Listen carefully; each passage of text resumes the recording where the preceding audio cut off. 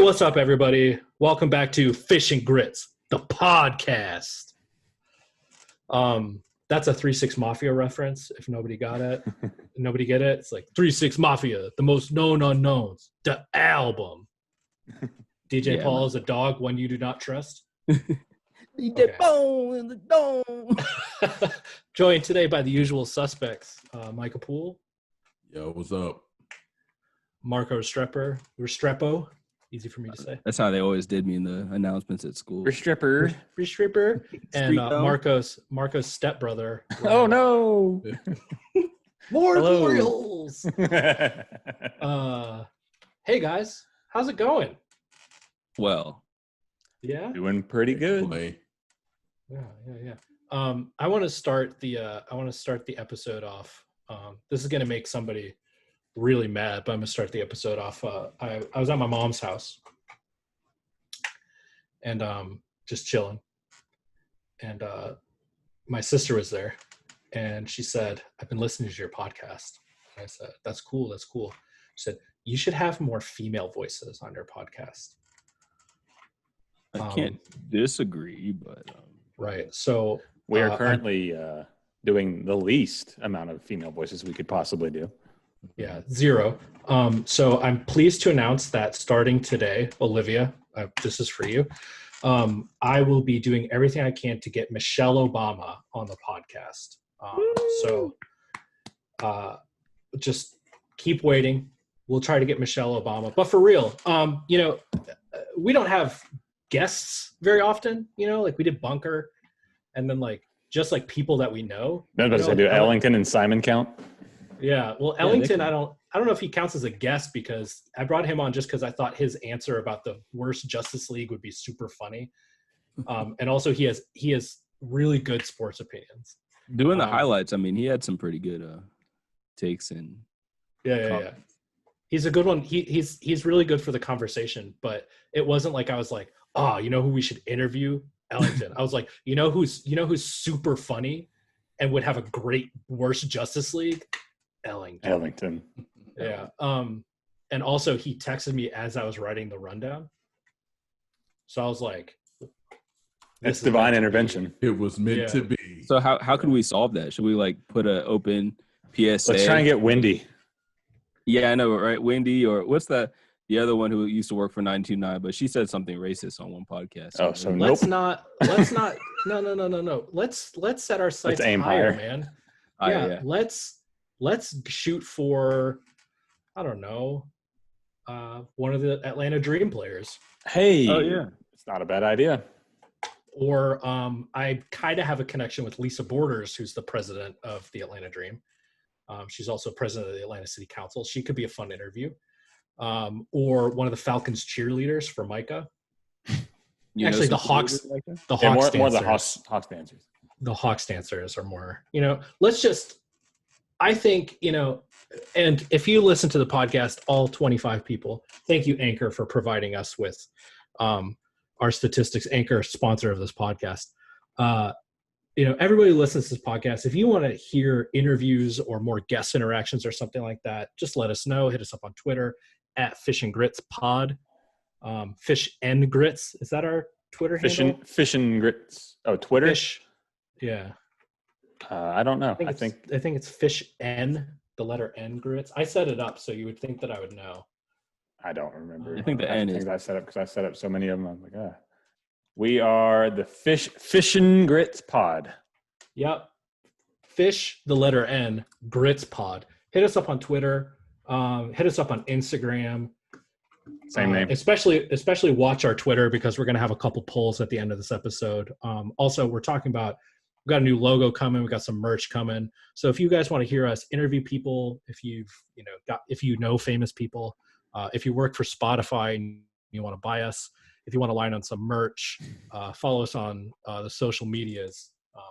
Also, I mean, if you're watching this and you know somebody or you are that person and you're like an aspiring journalist, a serious one, albeit that that can contribute to the the sport lexicon that we be talking about. Then hit us up, and we're open. It's not like we're intentionally not trying to include a female voice here. And big shout out to Kara at Custom Minted for fucking nailing that logo. The logo Made is my so logo dope. look so bad. The logo is, I can't wait for you guys to get your hands on this logo. I can't wait to put on some merch. I can't wait for it to be in your podcast feed. We'll be in a printing factory next week. Well, let's just put it on viral style. Like, are you gonna manufacture them yourself? Not ourselves, but we know someone who owns a printing company. Mm-hmm. Oh. Correction, Nicole knows someone. Yeah, Marco's sister, who's married to Marco's stepbrother. Things got real weird at the wedding. Weird. We are in Georgia. Yeah. Hit us up. And Liv, I promise I'm going to try to get Michelle Obama on here as hard as I can. And then also, if you're listening and you got some topic suggestions that aren't sports related that you want to hear some young, bright, intelligent folks discuss, just hit us up. Let us know. We're open. And just a reminder that we really are just 4 guys on a Zoom call. This was our group chat as a podcast. So don't think that we're purposely excluding anybody. We love everybody. Nothing but love. All right, let's get into it, gentlemen. A little bit of current events first. My favorite news item from this past week is there's been something viral going on Twitter. I first started seeing it, bits and pieces of it, but then Ebro Darden, who's a radio host in New York City, he also is one of the hosts on Beats One on Apple Music, not a sponsor. Ebro was like, do y'all hear a bunch of fireworks?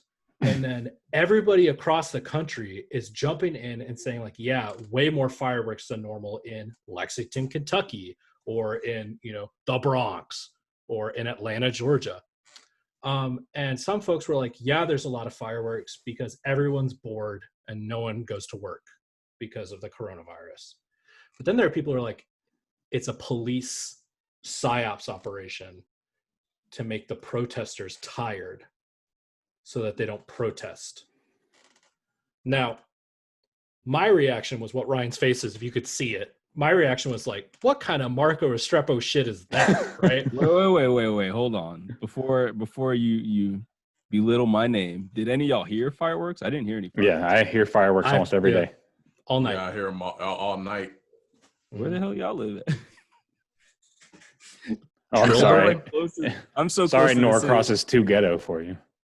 I didn't. I'm literally live right next to the city. I didn't hear any of that, or maybe I did. Anyway, so I was like, "What in the Marco Restrepo is this?" Because if you don't know, Marco is our resident conspiracy theorist. I was like, "This is some baloney."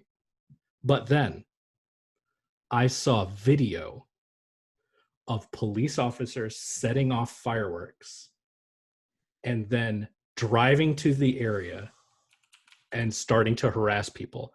I saw videos of NYPD officers driving in circles down a residential street with their lights and sirens on at 1 a.m. to keep people awake because the police have decided that they are the counter protest to the protests instead of acting as guardians. I saw a video of this. Like, I was like, no, but then I saw the video and I was like, what else is true? So I am now a full-on conspiracy theorist. 100%. Not QAnon, not that level, because those people are stupid. But like, the only part that's wrong is the theory part. Everything's a conspiracy, guys. So Marco and I will actually be starting a spin-off podcast about conspiracies. So look for that soon. The conspiracy rules.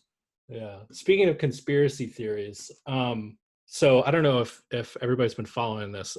We talked about NASCAR last week, and I actually watched at least part of the Geico 500 this past week, that then got canked because of rain, and then started later, but I didn't wait through the rain delay because I don't wait through rain delays. That's not what I do. And what the big story was that someone from Bubba Wallace being the only black NASCAR driver, someone from Bubba Wallace's team found what looked like a noose in his garage, hanging in his garage. The reaction was pretty swift. I sent a tweet that came out. what was that guy's name? I don't know enough about NASCAR to know this guy's name. Stand by, everybody, as I scroll. He's a driver. He was a famous driver's son.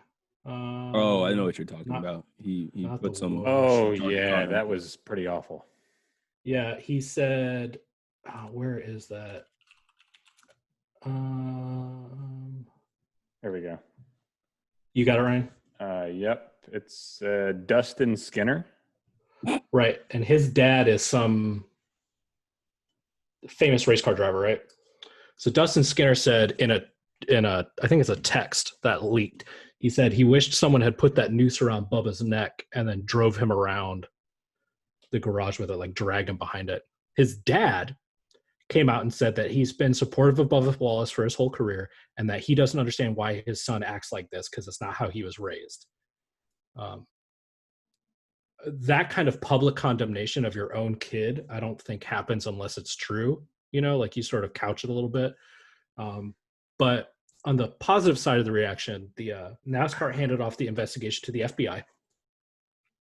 And then at the race, every driver of the race came out before the race and pushed Bubba Watson's car. Wallace. Wallace. Bubba Watson? Bubba Wallace's car to the front of the grid and like left it there. Did you guys watch that?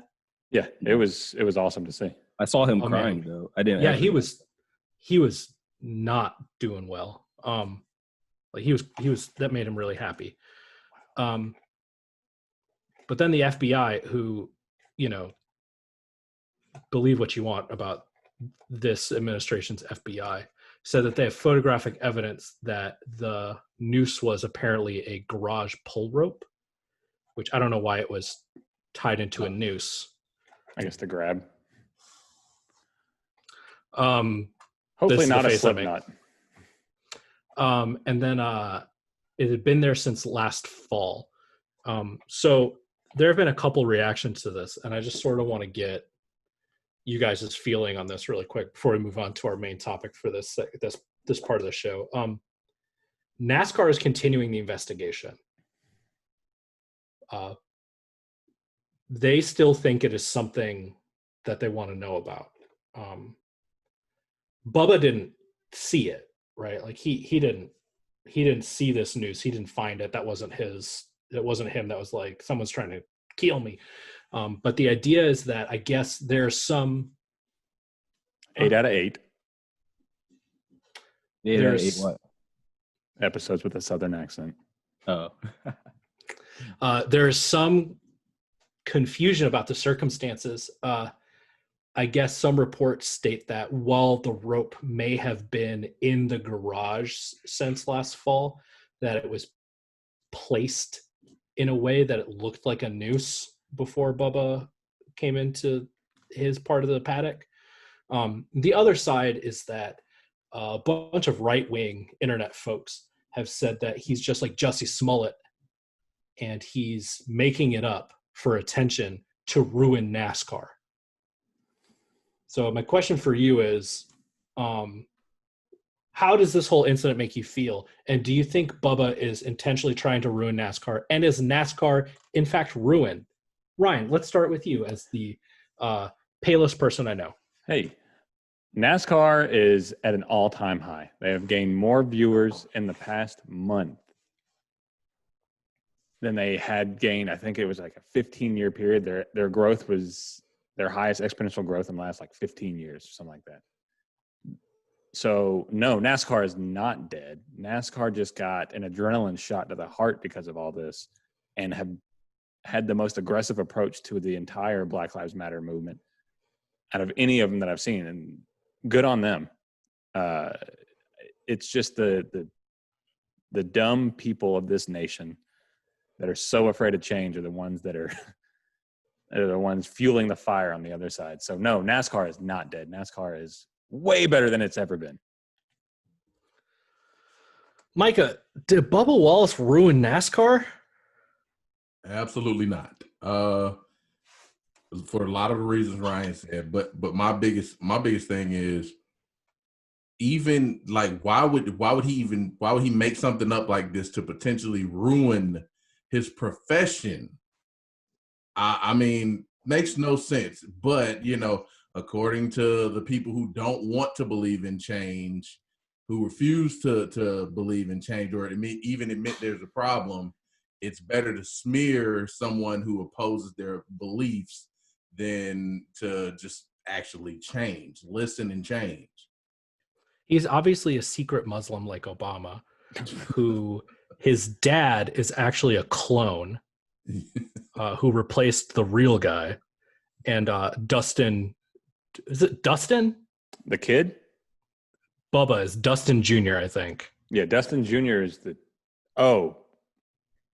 What are you asking? Anyway, it's a clone. And Bubba is obviously a Black Lives Matter mole who is inserted into the sport to ruin it for hardworking Americans. Marco, did Bubba Wallace ruin NASCAR? Just a couple things first. Isn't Dustin Jesus. Skinner like one of the most racist sounding names? Oh my God. Dustin Skinner. Oh wait, I need to get this. 1 second, Marco. I need to get this right. I don't want to. Dustin Skinner is the child. Daryl. Actually, yeah. Daryl Wallace is Bubba Wallace's name. Daryl Wallace Jr. Oh, his real name is Daryl. Okay. Yeah. Bubba's his nickname. Then I'll also say I want to sort of take back what I said on the last episode. While it's fair to say I do think NASCAR sort of is leading the charge, I think that's only because they had the most correcting to do. So it's almost by default. Like no other sports had Confederate flags in their stand. It's literally the least you could do. Right. But no, he's not ruining the sport. I don't think he would obviously wouldn't intentionally try to hurt his money. But I think I don't necessarily understand the situation enough to really comment fully about it. But there's questions I would ask, like, are the garages like standard? Do other garages have ropes on them?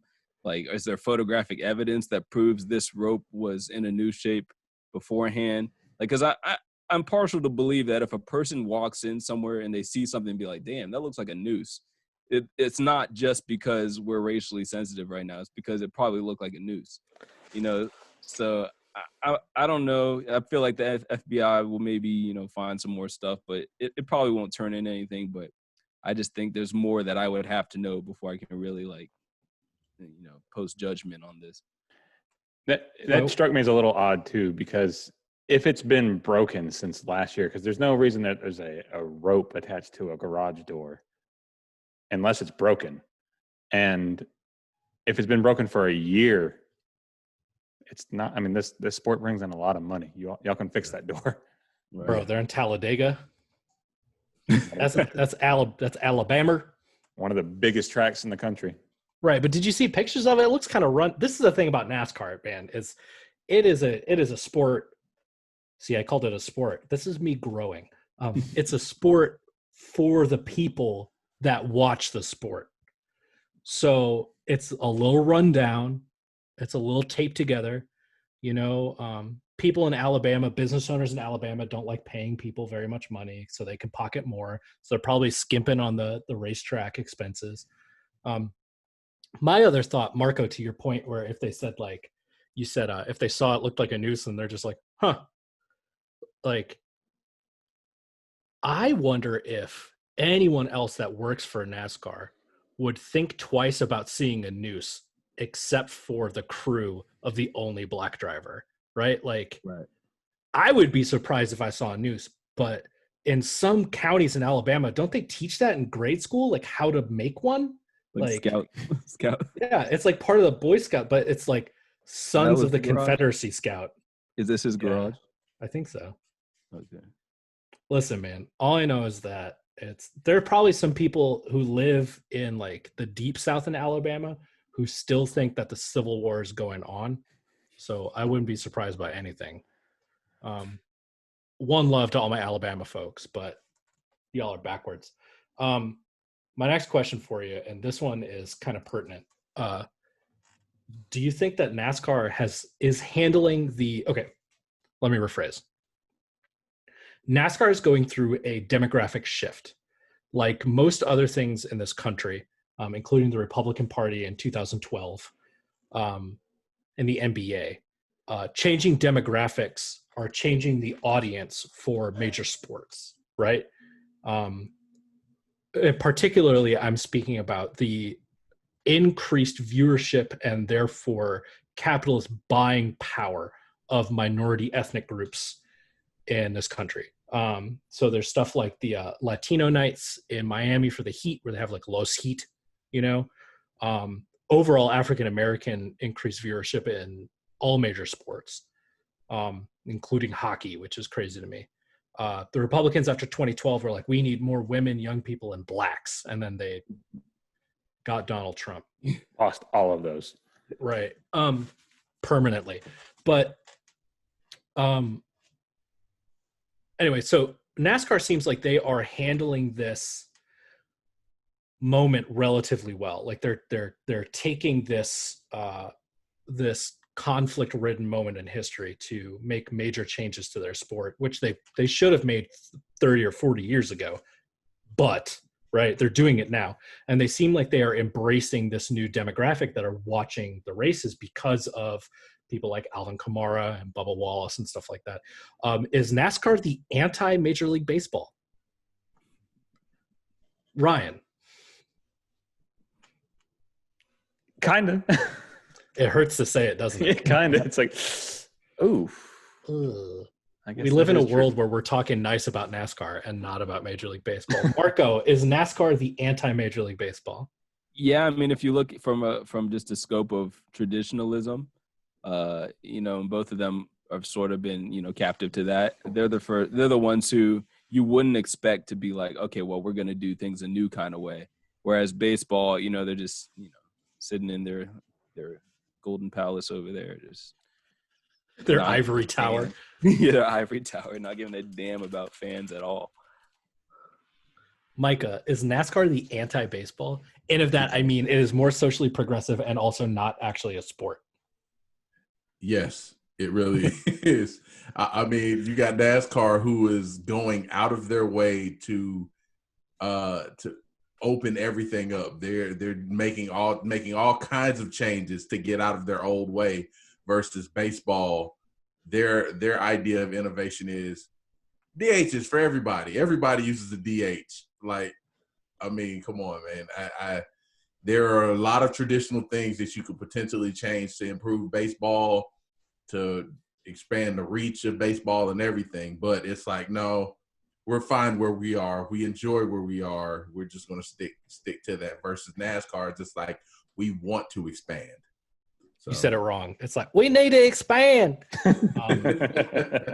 One of the things I will say about NASCAR, I really liked what they did during the quarantine period, during our lockdown period, which probably should have been longer, but that's another podcast. That's for me and Ryan's public health podcast. But no, NASCAR, no, stay inside. Where are you going? You don't need to, man. You went out for that haircut. And this is how that podcast will sound the entire time. You risked your life for that haircut? 2 on the side, 3 on the top. Damn, Rusty. So, yeah, man. So, like, during the lockdown, like, NASCAR held virtual races in iRacing, which is like a really like primo racing sim. And a lot of their drivers use it for training because there's so many races. They don't, so they like hook up these like sim rigs, which like bounce if you're going over bounces and like turn while you're turning, or you can play it on like an Xbox, I guess. But then they also included like e-racing people, like people who do sim racing for a job, and they lumped them together and they had them race. And them and IndyCar did the same thing. It was incredible. Like they would just like, they're like crashing into each other and then the car would like reset and stuff like that. But that's like, cool. You could tell they were trying to do stuff that was like interesting, and they took it relatively seriously. And to the extent where they like, they fired a driver. I think it was I'm pretty sure it was NASCAR. This guy got fired by his team, got fired by his sponsor, because he didn't try hard enough in the race. And then another guy got fired by his team and fired by all the sponsors because he dropped the N-bomb on a Twitch chat, because he was on like the main Twitch chat. And he said it with, I think it was the hard soft. R? No, I don't think it was the hard R. But he was like trying to be like, edgy gamer dude, and he said it, and like a whole bunch of people are like, "Bro, you're Canceled. Sir, live. this is not the Call of Duty lobby. What are you doing? Yeah. Sir, this is a Wendy's." So yeah, man, like it just, they took it super seriously. They saw that their fans were hurting, and it's sort of like how MLS did that tournament where they played a knockout tournament where one leg would be MLS players playing against each other in FIFA, and the other one would be esports guys. Like, could you imagine if the NFL had Julio versus Michael Thomas on Madden? NBA tried it too, but I mean, it wasn't great. Theirs It wasn't as inspired successful. watching, but No, but it's that sort of commitment to the fan, which I thought was you can tell that they actually care about their fans, to Marco's point, as opposed to Major League Baseball, which is just like, they will come and they will be thankful. Speaking of baseball, Rob Manfred, he finally did everything Trevor Bauer said he was going to do. The Major League MLBPA agreed to terms, which there was some contention about that, but it was mostly like labor dispute things, which I don't care enough about to get into on our podcast. 60-game season. Spring training starts July 1st. And then they will start, I think the game starts at the end of, middle July, Ryan? They're going to report to a training camp by July 1st, 2 weeks of training, or extended spring training is what they said. And then they're go from there. Okay. 60-game season, so that everybody feels like it's a representative season. And the players will go ahead and receive their full prorated salary, so like 37% of their salary. They'll play a 10-game postseason, and then no on-field mics, no advertising patches, universal DH, extra innings players start on second. That'll be interesting. They tried it in the minors, and it was fine. Like softball. Does it really make a difference? It prevents those 18-inning games. Right, I would rather see 18-inning games. I would too. Gimmicks. honestly. But you can't watch them at this in your 30s with children. You can't watch that. Says you. Players can be tested for COVID every other day. If a player tests positive, they need 2 negative tests 24 hours apart and no fever for a span of 72 hours. And they would get a special injury designation for players that test positive. And the Dodgers are the odds-on favorite. And the Braves plus 350. That's not plus very 350. good at all. No, you wouldn't make good money on that. Take the Braves, because, you would. I mean, you would make good money, but I'm saying it's not in terms of them actually being favored. It's not. They're not really that favored by that much. Well, it's because no one knows how this is going to go. Yeah, I might put like 100 on the Braves. So last year, if we did 60 games the same season, the A's wouldn't have made the playoffs. The Braves would have been fighting for the 4 seed instead of the 1 seed. And your World Series champions, Washington Nationals, would not have made the playoffs. Is this actually a representative season? Hell no. Because you have seen so many World Series teams and so many postseason teams go into the break at below 500 or right at 500. And everyone's looking at them like, this team is not nearly as good as we thought it was. And baseball is just one of those sports where you need that, at least I'd say 100 games to really catch your groove or break out of that slump. Because 60 games, I mean, half of that or a quarter of that, you could be going, 1 for 27 and look terrible. Yeah, and baseball's so streaky too, so many times we've watched the Braves start off the season, like when Freddie Gonzalez was the manager, especially.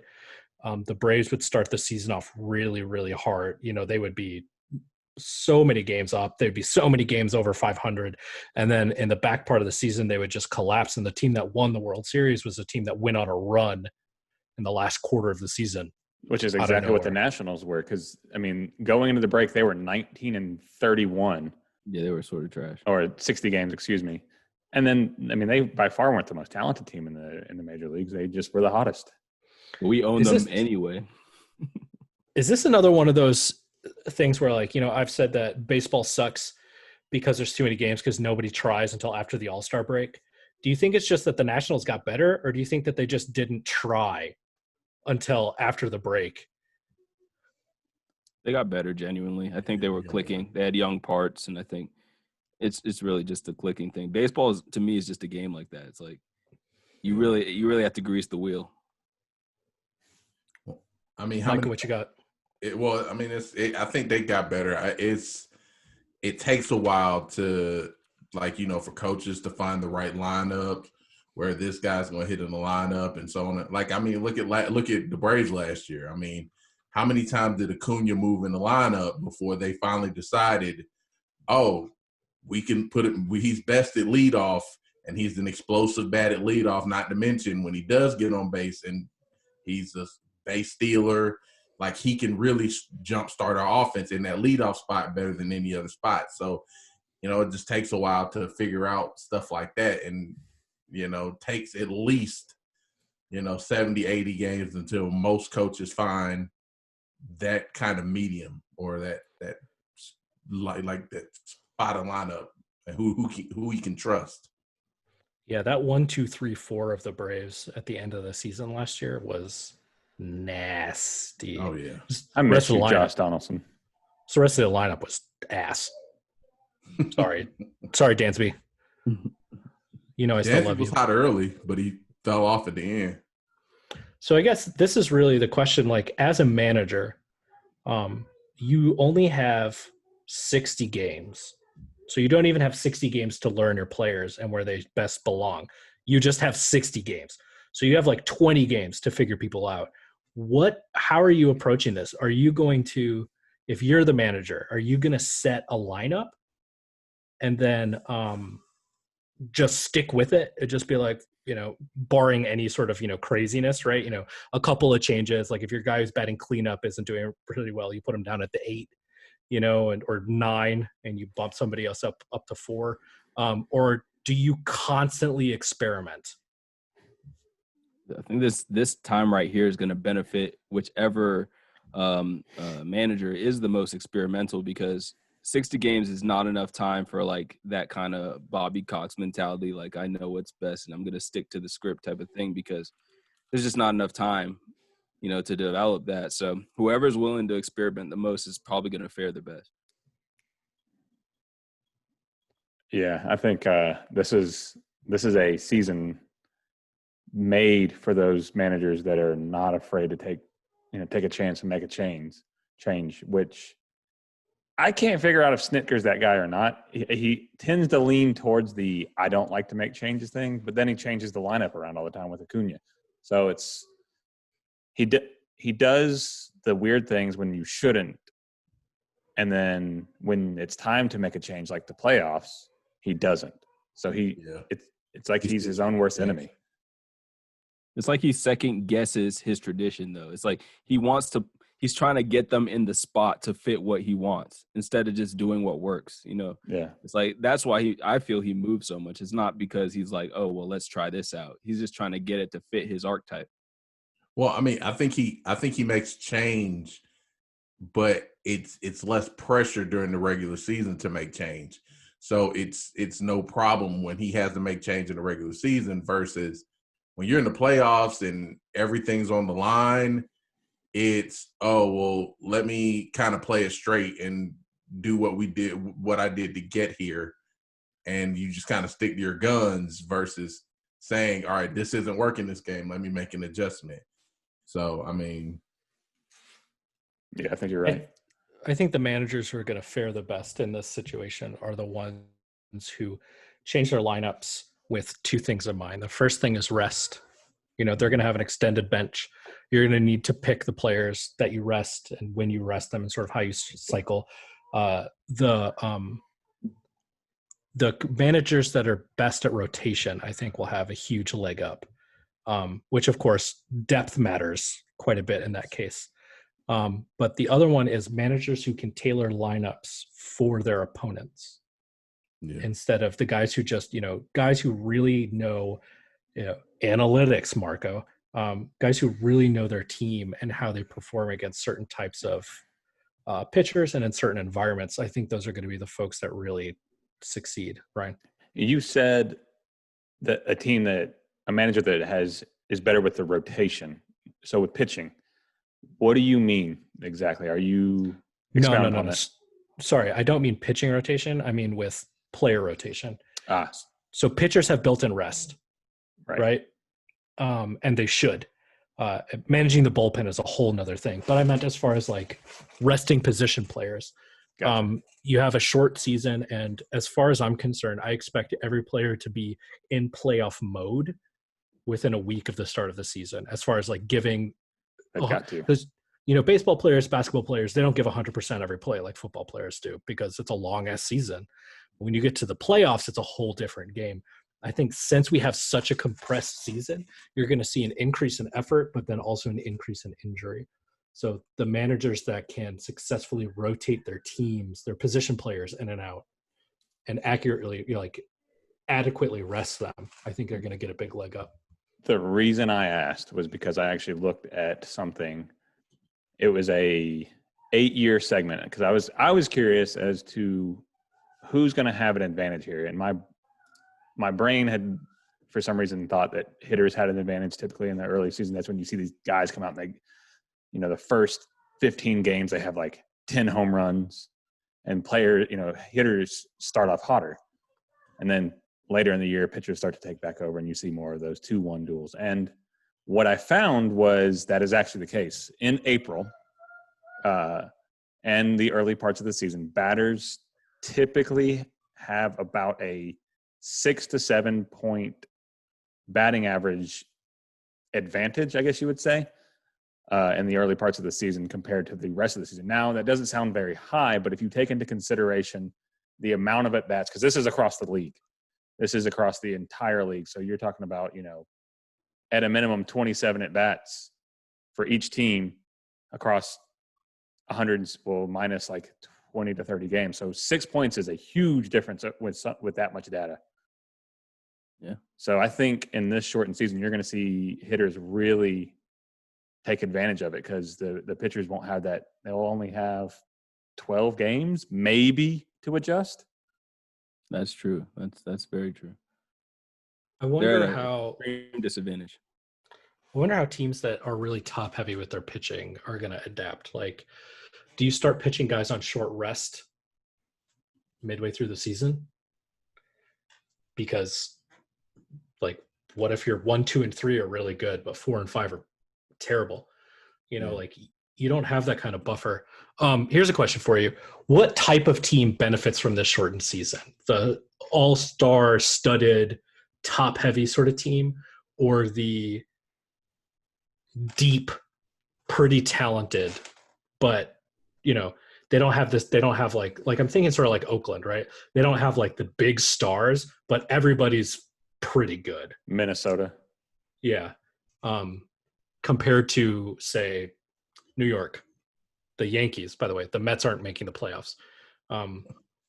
Neither's Miami. Who do you think this benefits more? Which type of team, Micah? I think the more complete team, I think it benefits them more just because, like we talked about with coaches making changes, if you have a real deep roster, you can make a lot of changes, and like I said, you can adjust according to matchups. And versus if you're very top heavy, then I mean, you can't really make changes. You gotta you live and die by your superstars. So I mean, I think it goes to the deep teams as opposed to the top heavy teams. Ryan. I'm going to go with the teams like the Yankees, the ones with a lot of star power on the offensive side. Because if you can get out and get hot, which a lot of these teams, like I just said, a lot of these batters are going to have that advantage early. You're going to put a lot of pressure on teams early because it's a shorter season. And when you start trying harder to catch up in baseball, that's when you start missing more. You start picking your head up early and more errors. So there's going to be a lot. I think the teams with more offensive firepower, so more stars, are going to fare much better than the deeper and scrappy teams. And you don't have the luxury of sending people down to the minors to work out the kinks this year either. They just have to sit there and be bad. Marco, what do you think? Yeah, I'm going with the star-laden teams because, I mean, these guys are stars for a reason. When you have this crack type season where it's just this short amount of games, you know, they're going to be locked in and they're going to get hot. And, you know, it's just enough time for that to last and them to, and like you were saying, they're going to see these pitchers a lot less, you know, so there's more time for them to, you know, stay locked in and, you know, not go into those slumps. I think the superstars are going to be pissed off because they're only making 37% of their salary. And Bruce Super's making 37% of $30 million. Yeah, If Bruce Hooper's mad,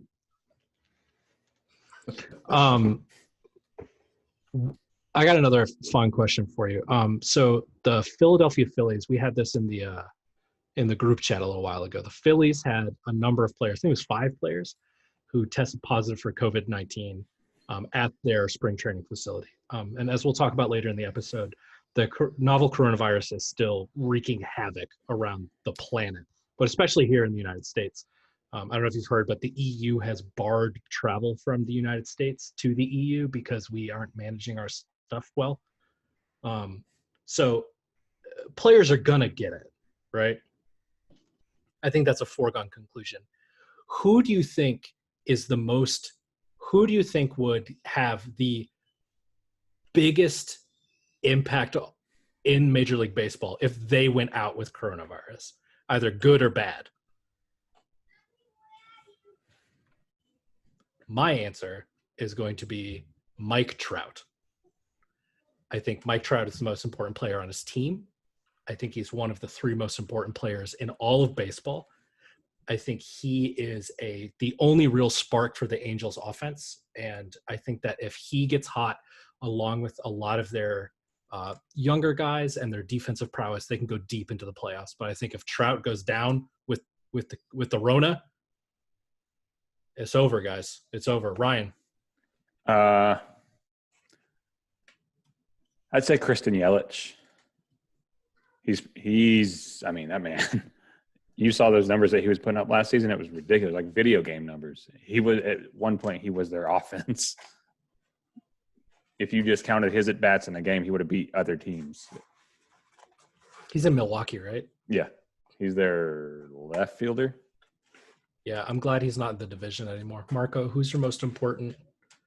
I'm going with the Rona homer pick. I got to say Acuna because he is our battery. And if we lose him, it'll, you know, the morale for our whole squad will go down, especially, you know, our boy. Well, Albies will be very upset, and then he'll probably get it too, just because there's like osmosis for those two. And, yeah. If Acuna goes down, it's because of Dansby. He throws a banana peel in front of him to get his boo. Albies back. Yeah, all those pictures of like Dansby looking longingly at Acuna and Albies like hugging each other and stuff, and he's like, "I used to be Ozzy's best friend." Nah, dude, he was just pretending to like you because you stole his position. Right. Dansby. He's got great hair though. Amazing. Was it discount Dansby and Costco Culverson? Yeah, Costco. Depending on which one of them was good at the time. Micah, who's your most important MLB player?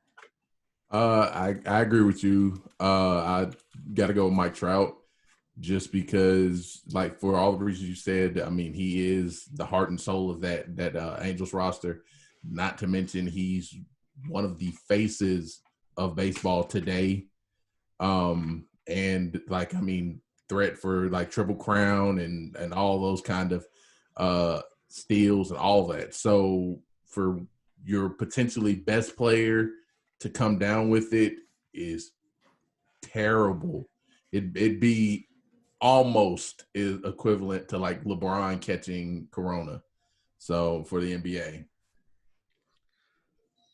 That's a good point. All right, we're gonna wrap up MLB. I'm gonna have you guys make some picks, some predictions for the shortened MLB season, assuming we do the whole thing. I want you to give me your World Series matchup. You don't have to tell me who wins. Who makes the World Series?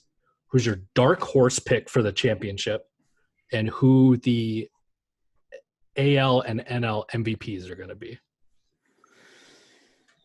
I'm going to say Braves Yankees in the World Series. Dark horse pick for the World Series champs are going to be the Angels. I think they're spooky, and it's a short season, and Mike Trout is a freak. So that's that. My NL MVP, I'm going to give it to Freddie Freeman. And my AL MVP is probably going to be Trout or Aaron Judge, depending on those two. So I'm going to start with Micah because he went last time, Micah. World Series pick, dark horse, and your MVPs. All right, World Series pick, Braves versus A's. Ooh. I'm going there. So I pick for my dark horse, the A's. I mean, that is a dark horse because nobody would expect them to beat anybody there. And NL MVP, I got to go Ronnie Acuna. AL, I go Trout for AL. Mako. I'm picking the same pick I picked last year. That didn't come true, but it's what you just said, Braves, Yankees. My sleeper team, my dark horse isn't really a dark horse, but the Brewers, I think, that would be my other team that could win. NL MVP, Acuna. And then for the AL, I'm going Big Judge. He's not going to get hurt this season. He's going to play the whole season. So Only 60 games, so. Yeah. All right, Bobo. Since y'all both picked the Yankees, I'll veer away. I'll say Braves versus Indians. They were a really, really, really good team in the second half last year. They underperformed in the second half and really shot themselves in the foot. Dark horse, I'll say the Twins. Another young, really good team. NL MVP, it's Acuna, hands down. Put your money on it now. And then AL, I'm going Giancarlo Stanton. Mm-hmm. He really folded under the pressure in his first year in New York. I think he's got that out. And that man is a stat machine. I Probably think one of the hardest swingers, and he's probably on par with Vlad for as hard as he swings. Oh, I love Vlad. I think it says something about Giancarlo Stanton that I forgot that he plays baseball. Yeah. We were talking about like AL MVPs, like that's how bad he was last year. It's funny though when you brought up the whole thing about it was funny the Yankees, despite like everybody getting hurt on their team, they still managed to just waltz into the playoffs. Well, it's because they're sign stealing. Sorry. Apparently, who isn't at this point? Exactly. That's my retort. It's like I feel like a lot more people are cheating than have gotten caught. You know, I'm trying to figure out, like, is that why we were kind of good at certain parts last year? Is because Brian McCann was on the team and he was like, hey guys, this is here's how you do win. I learned this from the Astros. Yeah. I got a ring, so who are you going to listen to? That guy. All right. When I bang on this trash can, it's curveball. So, I feel like one of the things I'm very sad about this baseball season is I feel like the coronavirus outbreak and the delayed start to the season has made people less angry about the Astros than they were. And I'm really hoping that we still manage to find a way to make those players regret ever playing baseball. And I just needed to say that. If Ronnie, if you're listening, take a 1-game suspension or something like that. Find like the worst player on your team, that like expanded bench, you know what I mean? Like pull one of those guys in, have him start the game at third base, and just have him just sock one ass. I told you this previously. If you wallop one member of the Astros team, like if the rest of the MLB gets together and decides who they're going to fuck with each day, we can make it through the whole Astros roster like 3 times before we get to the end of the season. And Brilliant. Nobody has to, you just have that one guy that you pick on that one time in that one game, and everybody's like, we're good. And then the next day it's George Springer or, whoever. Could you imagine if just throughout random games, one Astros player gets just punched in the ear? Whether they're on first, second, it changes for every game. Someone different base, different inning. So if an Astros player's on base, they're always going to be like, oh, God. But they're just terrified. And I really think that you need to not put your important players in that position. You know what I mean? So, like, I don't want Freddie punching Altuve in the head. But one of those minor leaguers, like, give them a bonus and just be like, do it for baseball. Or shit, I'll do it. I'd put Luke Jackson in as a pinch runner in a situation and just be like, hey, take Altuve out right here. Slide into his shins. Foot high. I'm not saying try to, end their seasons or careers early, but I'm also not saying that. Zero discretion.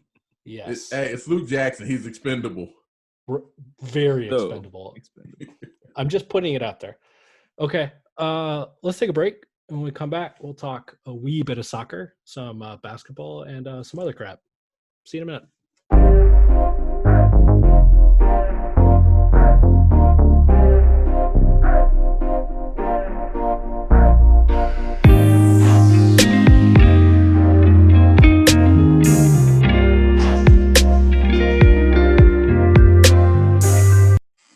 And the Phillies win this World Series, I will do an entire episode where I go through the evidence and talk about how this was not a real representative season and their championship should be revoked. I am that kind of petty. Cosign. Listen, all I'm saying is that, okay, so fine. The Nationals won. They were really well coached. Whatever. The Phillies have Bryce Harper, and they're a really well put together team, right? Like they've got some really good pieces, and they've always got really great pitching. If the fucking Marlins play in a World Series before the Atlanta Braves again, I will never watch baseball again. What about the Nets? The Mets. The Mets were just in the World Series. When did they go to the World Series? They played the Royals. Okay. I was tuned out completely. Yeah, that pitching staff was nasty that year. If there's one thing that I feel confident about, it's that the Mets are a terribly owned, terribly run, terrible baseball franchise. And they won't give Tebow a shot. Bobby Bonilla would protest that terribly run. Bobby Bonilla is the only Met that I like. I guess we did sort of just start. So let's just say we're back. Give us a welcome. Officially now. Happy belated welcome back from the break, everybody. This is the Fish and Grits podcast. We're just guffing it up about baseball. So we ended the baseball talk about coronavirus. The COVID stuff is super, super, super sketchy. I'm going to give you a couple numbers really quick. So this is Google compiled. They pull from CDC. So these are all state reported numbers. Georgia added 1,747 new cases yesterday with 40 deaths. That is the second highest daily total since this whole thing started. The highest daily total was actually on June 20th, so 4 days ago, of 1,800 new cases. Where was that? It was in Georgia. So the highest total for Georgia was actually only 53 cases more than what we had yesterday. The highest during the middle of the outbreak, so on April 7th, was 1,598 new cases. So we're at 200 more new cases per day than we were in the middle of like the lockdown part of the outbreak. I'm looking at the graph. It's starting to go up. We didn't flatten any curve. I'm going to jump over to everybody's favorite state, Florida. Today, Florida added 3,286 new cases. Today? Oh, my God. Today. Tom Brady's still out there just practicing all willy-nilly. He's actually immune because of his Alex Guerrero stuff. On June 20th, Florida added 4,000 new cases.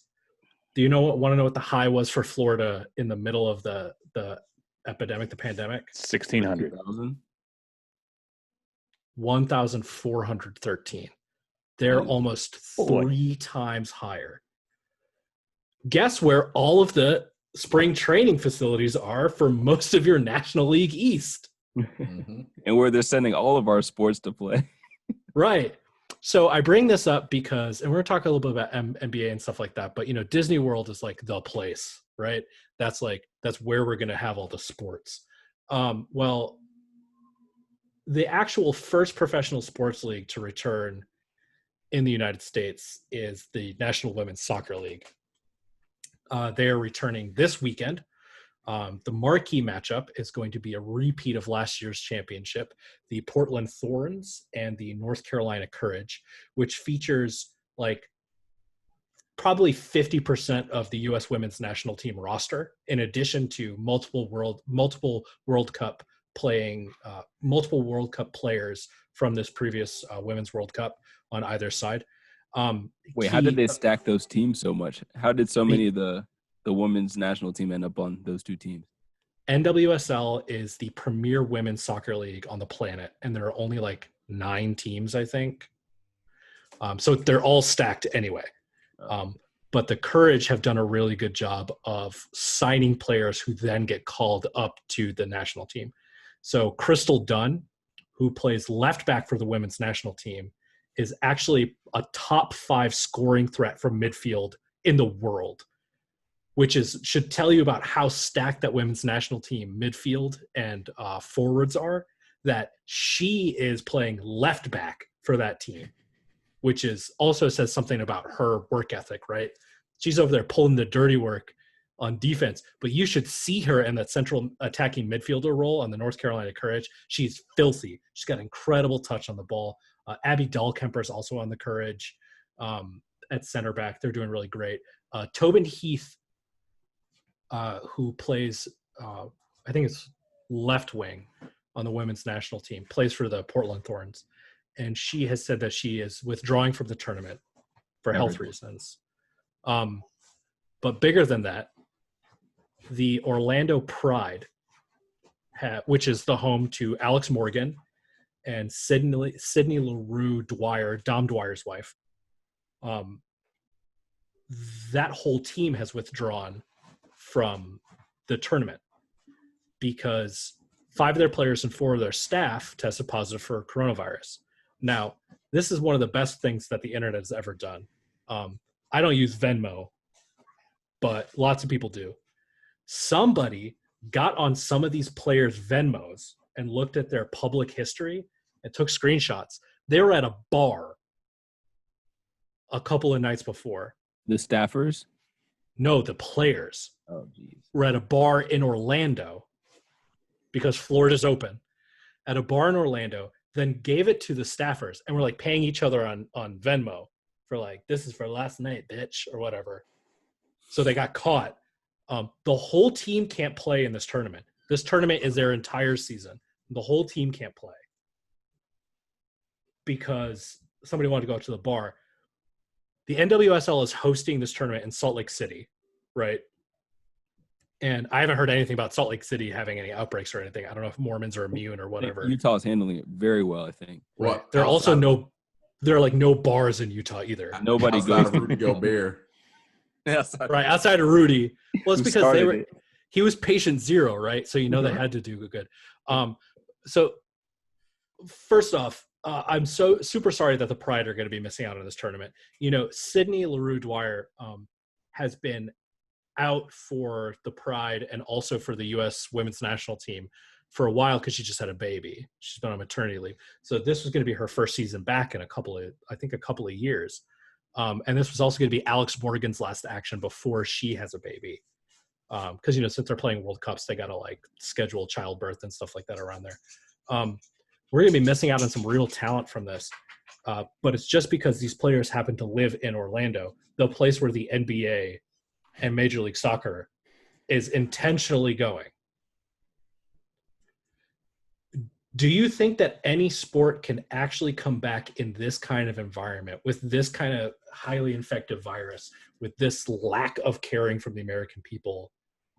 Like, do I dare to dream?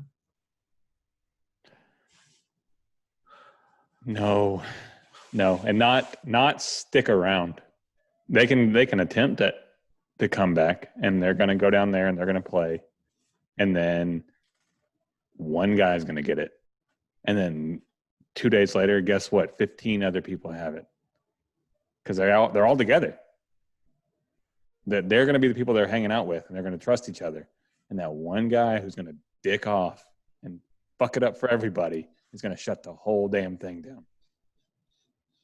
So, well, I think that so I mean, I saw that the NFL is trying to implement some Halo masks, and I don't think that's going to be very effective because it's still gonna like your hands and all that stuff is still exposed. But if anybody is going to pull it off, it's going to be the NBA. Maybe y'all seen some of that technology. They have those bracelets that they have, so it's gonna within 2 days of getting it, it's gonna be able to tell you. It's gonna track all your movements. It's gonna make sure you're 6 feet from everybody. And it has all these built-in features that pretty much like guarantee that if you get it, and then even like, so if you get it, it's going to be able to track who you've been close to. And it's going to be able to like, okay, well, we got to get all these people and we got to test them. And then, you know, so I think they definitely thought the most critical about caring about their players and being like, okay, well, if we're going to pull this off, but then the only thing that worried me is they said they're not going to extend those things to the staff. So at the end of the day, if they got to eat and do all that stuff, then it's like they're still at risk. So the NBA also has the anonymous snitch line that goes straight to Chris Paul. Straight to Chris Paul's room. Do you think J.R. Smith calls and says that Kawhi he saw Kawhi out at a strip club? Definitely, because JR is known to try to take players out for important games. He definitely is known for that, so I definitely see him snitching on somebody to even the odds for his homie.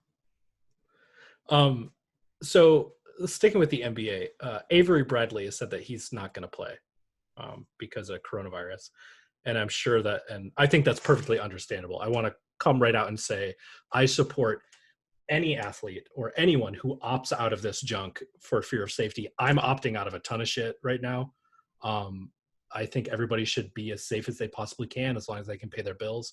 And if you're worried about it and you think your government should be doing more for you, then you should vote for your local socialist candidate.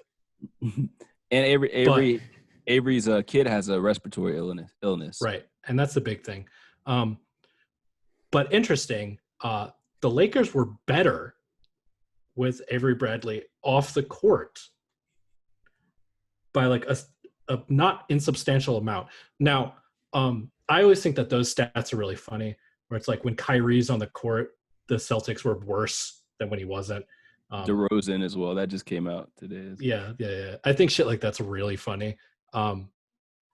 Because like, you know that it's not a talent thing, you know? Because Kyrie is disgusting at basketball. He's so good. It lies here with Kyrie. Yeah. I think the thing that makes me happiest about this is that J.R. Smith is being floated as a replacement. So do you think J.R. Smith like balances out how much better they are without Avery Bradley? Is J.R. Smith getting this job because he has pictures of LeBron from the banana boat? Why does J.R. Smith keep getting hired? That's my real question. Ryan, talk to me about J.R. Smith. All right, so if they can get the Denver Nuggets / New York Knicks version of J.R. Smith, who's the slash first, shoot second J.R. Smith, the McDonald's All-American who could have easily, when you're talking about talent-wise, been a top 5 player in this league. If they get that guy who has, sucked it up and went overseas and tried to better himself because he knew. Didn't J.R. Smith untie people's shoelaces at the free throw line? Yeah, it tied them together too. Yeah, that was J.R. J.R. and Lance Stevenson need to be on the same team. J.R. Smith is one of my favorite basketball players. Yeah, they will. If they can get that guy, I mean, he's a world-class talent, and he can change a team. And just like Mike and I were talking about it earlier, in that Hawks series, when we were the number 2 seed. We were number 1. Yeah, and played the Cavs, and they just drug us. The part of the reason was J.R. Smith was unconscious in that series. The man was shooting over double teams with confidence and just drilling it from like 35 feet out. So it just really depends on which J.R. Smith you get, because he can change your team for the better, and he can really, really mess things up, like we saw at the end of that game where he grabbed the rebound and had no idea what was going on. I mean, that was their chance to steal a game in the finals. And That was Ty Lue's fault. Wait, what did he tell him to do that? No, because he should have called a timeout. Listen, man, all I know is that if I'm LeBron and anyone makes me make that face, from the meme, that man never works in the NBA again. Like LeBron is the commissioner. Like, why do you think we haven't heard anything about Iman Shumpert in a while? Toast. Well, But Carmelo's on a team. Banana boat. I'm telling you. Iman's still on a team. Whatever. Micah, tell me how you feel about J.R. Smith on the Lakers, my guy. Honestly, I don't really like it. He's not as good of a defender as Avery Bradley. He's streaky. Now, I was always a fan of JR as a player because I remember him from high school all the way. But I think something about him playing with LeBron, he shrinks his game to fit a role. And that's the one thing that I never liked. It's like, he went from a guy who could easily put up 20 a game to 5 a game, just standing out on the wing because it's just like, all right, what you going to do, LeBron? And he's just like, I'm just here to support. And it's like, yeah, I don't know if it really helps the Lakers' chances at all. Spot-up shooter isn't J.R. Smith's strength. I mean, he can shoot the lights out, but he's more of a – Well, he's too strong to be a spot-up shooter. He needs the ball in his hand. And the good thing is, though, what they were using Avery Bradley there for a while was a secondary ball handler when LeBron didn't want to do it. Now, Avery Bradley quickly lost that job because he's not an offensive threat at all. He never developed his game. So I think maybe they'll let him do it. And if that's the case, if they let JR run some ISO up top and do those type of things, hey, you wince, Marco, but look at some of his highlights from back in the day when he was a primary ball handler. Marco, tell me why you're wincing, man. Tell the people what. We don't have a time machine, guys. Like, what are you talking about? No, it's not about that player is lost. It's about stop. the system he was in. Let me just say this. J.R. Smith was an extraordinary talented player. J.R. Smith has never had a role in the NBA. Yeah, he was athletic and a good slasher. He could jam on people when he wore that cool yellow headband. And even on the Knicks, I really like J.R. Smith. But the fact is, that's what LeBron does to all players. Like, if you fit in the LeBron James system, it's better for LeBron. So I don't see how you would say a player that fits into the LeBron system would be bad for him. Like, he's obviously lost a step. He hasn't played in a year, but he's a physical defender when he has to be. I mean, he's the reason that Steph Curry was getting punched in the gut in that finals. And he's a lights out shooter, which Avery Bradley can't even dream of being.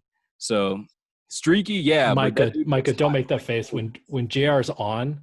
He's on. When he's Avery on. Bradley's never even dreamt of that, bro. Like, I mean, I agree with that, but I do remember, like I said, that year we played them in the Eastern Conference Finals. He was unconscious against us. Then when they get to the finals against Golden State, he couldn't buy a bucket. It was Yeah, but Brixton he's the good for one entire- game. He's good for one game in the finals, and I just think that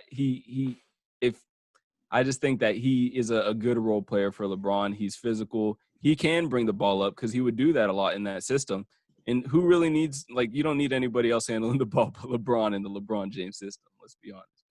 So I want to really quickly have a rebuttal for Micah really quick.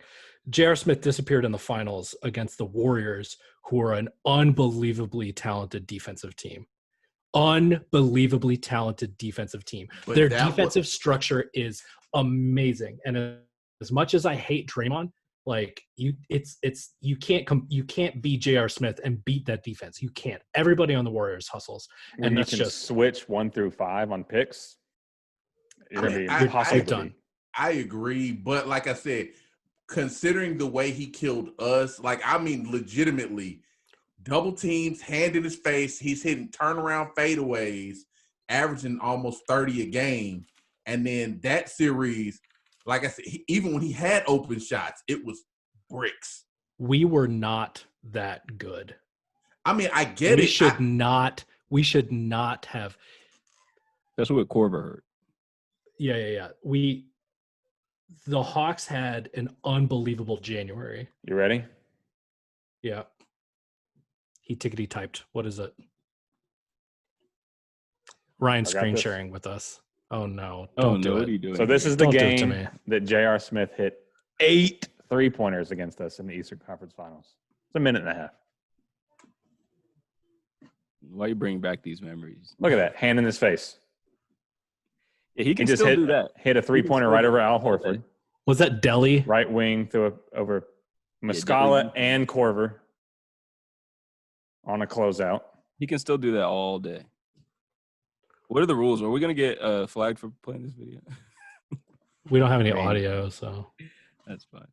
Over Korver again. Gee whiz. But these are tough shots. Over a He did. closeout on Bays. On a step still back do 3 from that. the corner. That's the stuff he can still do. I think we've seen enough to know what the difference. who's the tall bald guy? Where? That was on our- Antic. There it is. Oh, yeah, that's Antic. I thought you were talking about who's that Bazemore? He waited who's for Millsap LeBron? to get there and then stroked it in his face. I want to find the one. It was like he does it. I think, is this it? No. He does like a pivot out of a double team and gets. Right here. Wait, no. God, That step was- back. Let me ask you a question really quick though, Ryan. Let me ask you a Okay. question. Go for it. How many of those players that were on the Hawks for that game are legitimate superstars in the league? Superstars? None. How many of them are stars or plus role players? All of them. Where is my man, the junkyard dog, Damari Carroll, right now? He's in San Antonio doing what? playing a 6-man role. How many teams has he played on since then? 2. He was on the Nets, the Raptors, and then he. Oh yeah, I forgot about the Raptors. Yeah, I Yeah, forgot about that in between. This is So his 3. third. This is his third team. Kyle Korver. What's Kyle doing? Playing for the team with the best record in the NBA. I love Kyle Korver. But what's he doing? Shooting threes, still averaging like 11 to 12 points a game. I don't know. I don't think he's averaging 11, 12. Where's Type that one up. where's Yeah. Al? What's Al doing? He's in He's Philly. on the he's on Being the Phil. irrelevant Yeah. He's on the Where's Millsap? in 7 Denver. points. Denver. Yeah, Being irrelevant. Right. Not irrelevant. He Where's lost the step for sure though. But where's Yeah, he Teague? Where's Teague's on the MD Hawks. Teague? he is on the Hawks. Yeah, doing what? Good Backing backup. up, Ice Tray. Backing up. Decent Ice backup Tray. minutes. Right. Decent backup minutes. Listen, the Hawks overperformed based on their talent because of Bud's system. And Yeah, without a doubt. we hit a really lucky patch in the schedule. But the Hawks, the only reason why they were the number 1 seed is because they were undefeated in the month of February.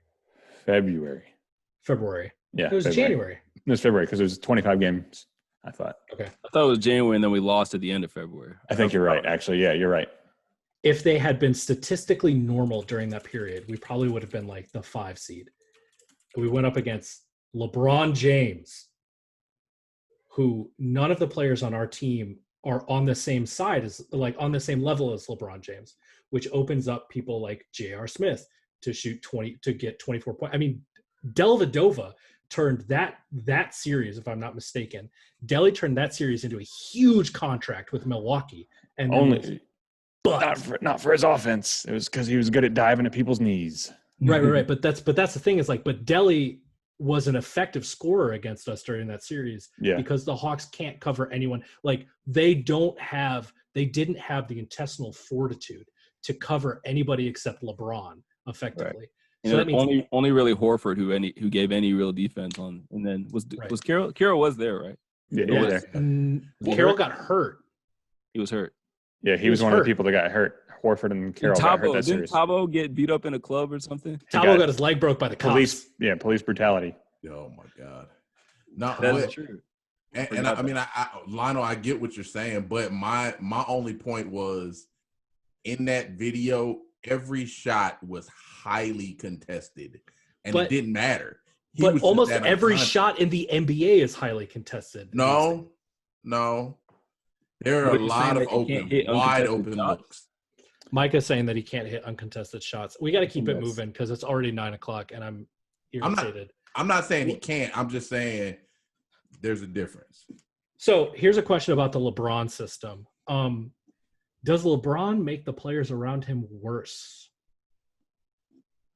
I'm going to say yes. And I have two very specific examples. Kyrie Irving. No, I wasn't going to say Bosh. I was going to say Kevin Love. Oh, you could have gone to Bosh too. I think that the triumvirate that they had in Miami was complimentary enough. Chris Bosh disappeared, right, in that big three down in Miami. But Bron still had D-Wade, right? And so you still had some balance. When Bron went back to Cleveland and then when he went to the Lakers, post-Kobe Lakers, right, there is no one else who's on LeBron's level. Even Anthony Davis is not on LeBron's level, right? Like AD's got a lot of potential, but it's LeBron. It's King James, right?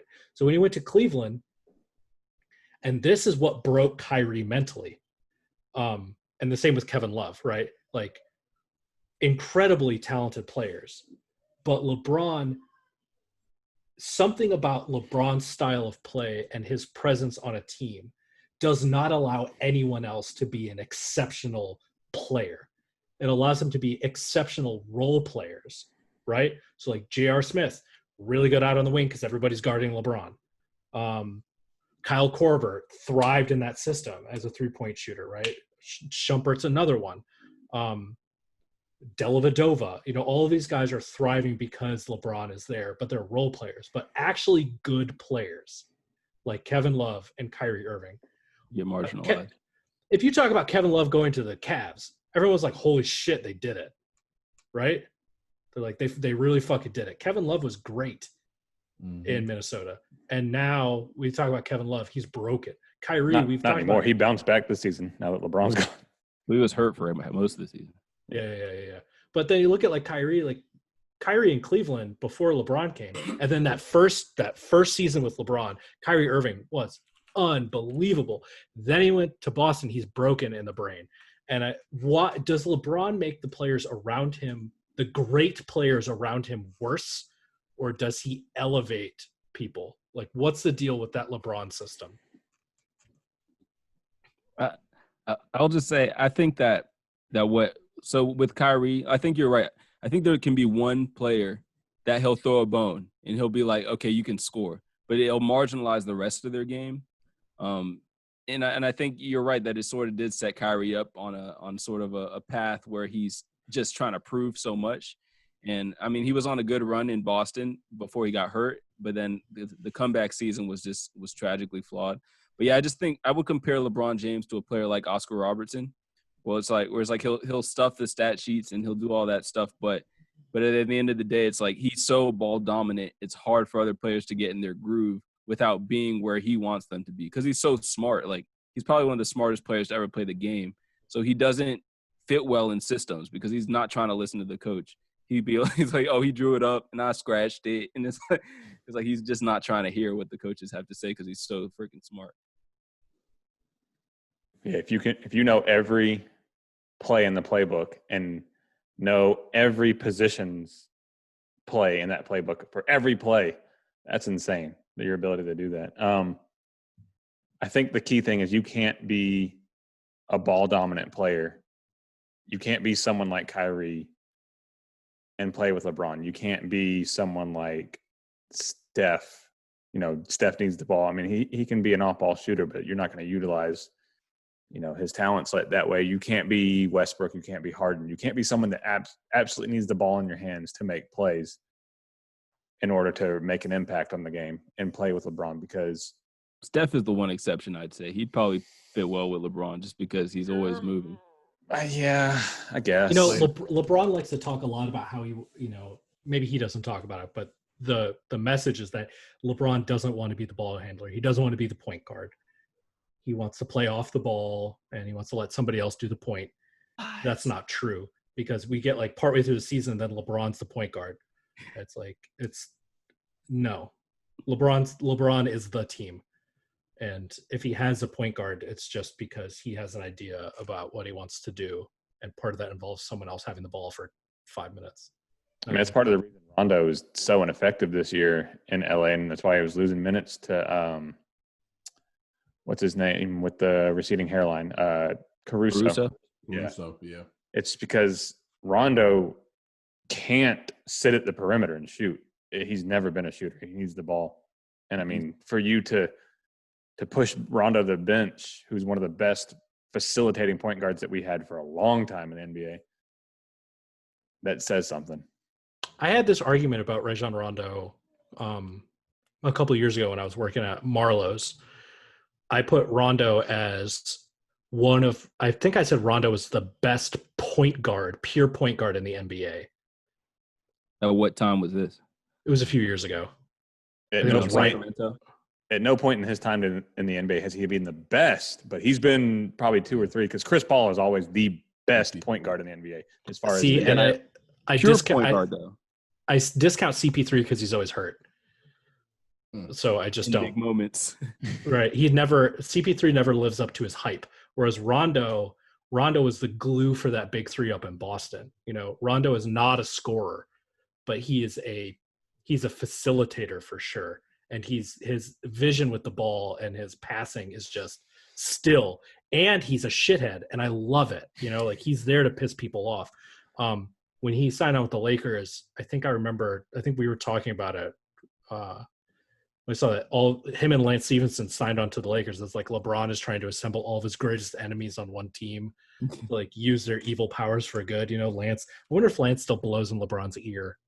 Is Lance even in the league anymore? He's on the Lakers. I don't think he is. No, Isn't he? He was last year. Yeah. Oh, that's what it was. We got to keep it moving. So sticking with the NBA, today's loser of the week is Nikola Jokic, who apparently plays for the Nuggets. He's not the loser of the week. He's associated with the loser of the week. Oh, okay. He plays for the Nuggets, yeah? Yes. I don't pay attention He's to the these center for the Nuggets. I don't pay attention to these white Eastern European NBA players. Absolute monster. A monster. I keep hearing them talking. I see him pop up, and I'm just like, I don't care. Sorry, I don't. So Jokic was hanging out with Novak Djokovic, because they all have the same kind of name. And Novak is you might know him from such sports as tennis. He's arguably the greatest tennis player on the planet right now. Novak didn't want to be quarantined. So he hosted his own tournament. Sort of like, I don't know if you've paid attention to this, but Russia is having incredible virus spikes right now. And this is after they said that they're not going to quarantine anyone because only weak Americans quarantine people. So I think it's an Eastern European thing. Did they really say that? They really did. While we're on the topic of coronavirus, I was wrong about yesterday's Florida totals. The actual total for Florida yesterday was 5,500. Holy crap. So they've almost cases. quadrupled it. Moving on. So Novak is positive for coronavirus. You knew where this was going. This was not a cliffhanger. It was not a twist, not an M. Night Shyamalan movie. You knew that as soon as he was like, this is too restrictive. You knew he was going to get it because this is how this works. Well, your buddy, Nikola Jokic, also has coronavirus. So, gasp. It's infectious. So Nikola is stuck in Serbia, which I don't even know if Serbia has an airport. The only thing I remember about Serbia is that there was like a war in Bosnia and the Serbs were the bad guys and Bill Clinton didn't nuke them. He bombed the shit out of them. And that's also where the movie with Owen Wilson, Behind Enemy Lines, takes place, which is a underrated action movie. And if it had been anyone other than Owen Wilson, it would have been probably a top 5. But you can't easy. Oh wow! Wow! Thank you, Micah, for being on my team with this. So Jokic he's already been in his quarantine. He's asymptomatic, which a lot of these people who are testing positive are asymptomatic, which is skewing that asymptomatic statistic that everyone likes to quote. Right? There's a WHO article recently where WHO was like, not a lot of people are asymptomatic. And they were like, but I think what you're saying is that of the number of positive tests, a small percentage of them are asymptomatic. But you're not testing people who are asymptomatic, right? You're just not. We don't have the testing capability. So now that they're testing these athletes, all of the Orlando Pride players are asymptomatic. They just got tested because they're about to go play a tournament. All of these players, all the Phillies players, everybody's asymptomatic. We probably all have it, but we don't know. But if we stop testing, it would go away. Sorry, I'm not going to go on that. If we stop testing, it would go away. That's a great point, Lionel. I hate Donald Trump. So the NBA protocol for positive tests coming up. Jokic will have to have 2 negative tests within 24 hours in Serbia before he's cleared to travel, right? He's got to be like double negative, which again, is the NBA using American tests or using Serbian tests? Because my little Russian boy voice that I have, hello, mister, I give you a really good coronavirus test. Very negative. Only costs $50. This is an inside joke, mostly for Ryan. I'm not going to explain it. Anyway, once Jokic arrives back in Denver, he's going to undergo a cardiac screening because coronavirus fucks you up. And then he has to test negative again when he's here in the U.S. And then if that is negative and he shows no neurological or other body system impact from COVID, he will be cleared for team activities. So this is sort of what we're dealing with as far as trying to play sports. But this is only the second most important thing that's happened with Jokic's body, according to the show notes. I guess he lost 40 pounds. Ryan's going to show us a picture. Ooh. That's before and after. That's not Porzingis. This is what I'm saying. I don't pay attention to these guys because they're all just the same guy. Look at that. Oh, yep. And I see there's actually in that tweet thread that you're showing us on the screen, Ryan, right down there. It says Porzingis is that. Oh, yeah. 40 pounds. Golly. He does. Do you think he did that on Porzingis now? He does. That's You think he did that on purpose or was that the corona? No, he was training with Jokic to get in better shape because he wanted to be a more dynamic offensive threat because he's a center. For you, Lionel, that you don't know, he can actually do a little bit ball handling. He can definitely shoot the three. He's a very dynamic. He's kind of like the white version of Joel Embiid, but not quite as athletic. He's more like big Luka. He's like a big unmobile Luka. He's like worse Luka. His handles aren't as good. Yeah, I mean he still dribbles the ball like a center, but a more but he athletic does center. no look behind the back. Yeah, he's got some like beautiful that. passes. He's So like a here's my triple. question. He's a walking triple threat, Lionel. Here's my question for you though. Like I see, sorry, I was looking to see where my dog went. I see a lot of players. Sometimes they do like these like physical transformations. You know what I mean? They're like, I changed my whole body so that I could be better. Do you think that Jokic actually is going to be worse now because he's trying to be better at offense? Do you think he's going to be worse at what he's good at? He was never a defender. He's not that great of a defender. Yeah. Yeah, he don't put bodies on nobody. I mean, he does sort of use his size in the post because he has really good footwork. So I sort of thought what you said when I first saw him, I'm like, is that really going to make him better? I don't know. Because that's like when LeBron came back skinny as hell that one season. He was like, damn, bro, like what happened? Then he went and saw his doctors in Germany or Miami or wherever the hell he went and took that pack and came back right. Is that when he came back with the new hairline too? Yeah. Did you see that picture of him with his I think it was with his daughter where she's Yeah, like she was doing his filming his hair? Yeah. So bad. Tell, oh my god. You can tell he's Like, given right up here. on the It's new right here. hairline. Yeah. It's right there. He's owning it. He looked like Ed Reed. He did Oh, that big no. beard. Yeah, Like, he great looks beard. yeah. And Ed Reed looked scary for a little bit there at the end, right? All right, so yeah, Jokic, man, that guy, he went to all that work hanging out with Djokovic to lose that weight so he can, be almost Luka Doncic, right? All this chit Eastern Europe, man. Sorry, that's kind of racist. Sort of. But then instead he just catches the Rona. This is why I don't watch tennis, man. This is the reason. But who All knew them those tennis kind players of- got those kind of perspectives came out of tennis players. Oh, fuck that all now. We play. Like, no. There's always something wrong with like what's that guy Nick Kyrgios? Is that Greek?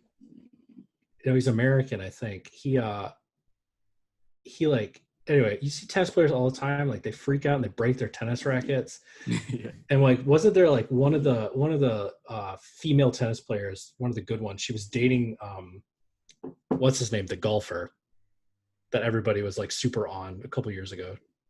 Ricky Fowler? Rory Nichols? Rory McIlroy? McIlroy, yeah. He was dating a woman tennis player and she was nuts. I'm saying it's because she plays tennis. I think Serena's the only one. Who's the really popular guy from back in the 80s who used to throw fits all the time? McEnroe. Yeah. Yeah. While we're on the topic, somebody posted, it was my cousin's husband. Okay. So if you've been listening for a while, you know that I've been alienating my friends and family on Facebook by being vociferously in support of the Black Lives Matter movement and anti-current policing practices. Basically every day, all day, that's all I post about. Well, my cousin's husband is not a fan of that. He's bored with it. He's over it. He wants us to all just get along and stop fighting about He's over everything. Black Lives. I mean, he's white, so like I don't think he gets it. I think he's like over the whole thing. He's also like an Ohio State fan, and he's from Columbus, Ohio. He's also a Cleveland fan, so he's like really Caucasian, right? He's an amalgamation of all your favorite things in a person. He likes Michael Thomas, probably. He probably does. He's a really good dude. Like, let me just say this. Like, I think he's a really good dude. They have a kid who's just a little bit older than Jackson. She's great. And my cousin, who he's married to, is also really great. But unfortunately, I think he's on the wrong side of this. And a lot of, he's like, you can't shut down the economy. I think he's like a lot of people where like he wants to go back to the way it was when we weren't constantly fighting about how cops are killing people and the economy actually functioned for most people. You know what I mean? Like he wants to go back to the way it was where like we didn't have to think about this stuff. Not that it wasn't going on, but we just don't have to think about it. Right. Well, unfortunately, he posted this thing on Facebook. It was like a screen cap of a Facebook post, which I don't understand why you don't just share it, right? Screen capping is for when you want to take tweets to Facebook. Right. But you don't want anybody to know what your Twitter is. So he posted this thing, and it was all about how, like, Black Lives Matter, Brown Lives Matter, White Lives Matter, Cop Lives Matter. We should all be nice to each other. God wants us to be great. But it was by the name of the lady was Serena Williams. And so he like tags Serena Williams in it. And he's like, thank you so much for these kind words, whatever. It's just a black lady named Serena Williams. Because when I was looking at it, I was like, number one, Serena didn't say that because I would have seen it on sports Twitter earlier in the day, right? Because like there's no way that Chris is more online than I am, right? I work from home. And number two, it didn't look like a Serena Williams, you know what I mean? Like this, so it zoomed in and it's just a black lady. So like white people, if you're going to use quotes from black people who you think are famous black people, do some homework and make sure that you're not just posting some lady who's also named Serena Williams and has generally the same skin color. It was just no blue check or anything. Oh, no, man. it was so embarrassing to me. And then someone was like, that's not the Serena Williams. He's like, it's still a good message. Yeah, you might think it's a good message, man, but you were posting it because you thought it was a black person that people respect and like. That's why he's like all thanking her and stuff. Yeah, right. You're not just posting like black people's opinions, right? Like you're doing it on purpose. Because if someone's like, look, my friend George thinks the cops are great. We're like, fuck you, George. I don't know you. But you're like, oh, but it's Serena Williams. I'm going to ask Serena Williams. I'm going to respect her opinion on tennis, being married to the Reddit co-founder, and being just an absolute boss, right? Serena is fucking amazing. Like when she went out and she played that tennis game in that cat suit because she had to like keep her like her insides working after she had a baby. Like she's a fucking beast. But like she's not going to change my opinion on policing unless we like sit down and have a conversation with each other. You know what I mean? So like white people, please make sure you're not just posting black people who have the same name. Also, Dr. Martin Luther King is dead. A white person killed him. So anybody who is also named Martin King on Facebook is not MLK. I don't know who needs to hear that. What a world. I actually have a connection with Martin Luther King III. My dad went to high school with him.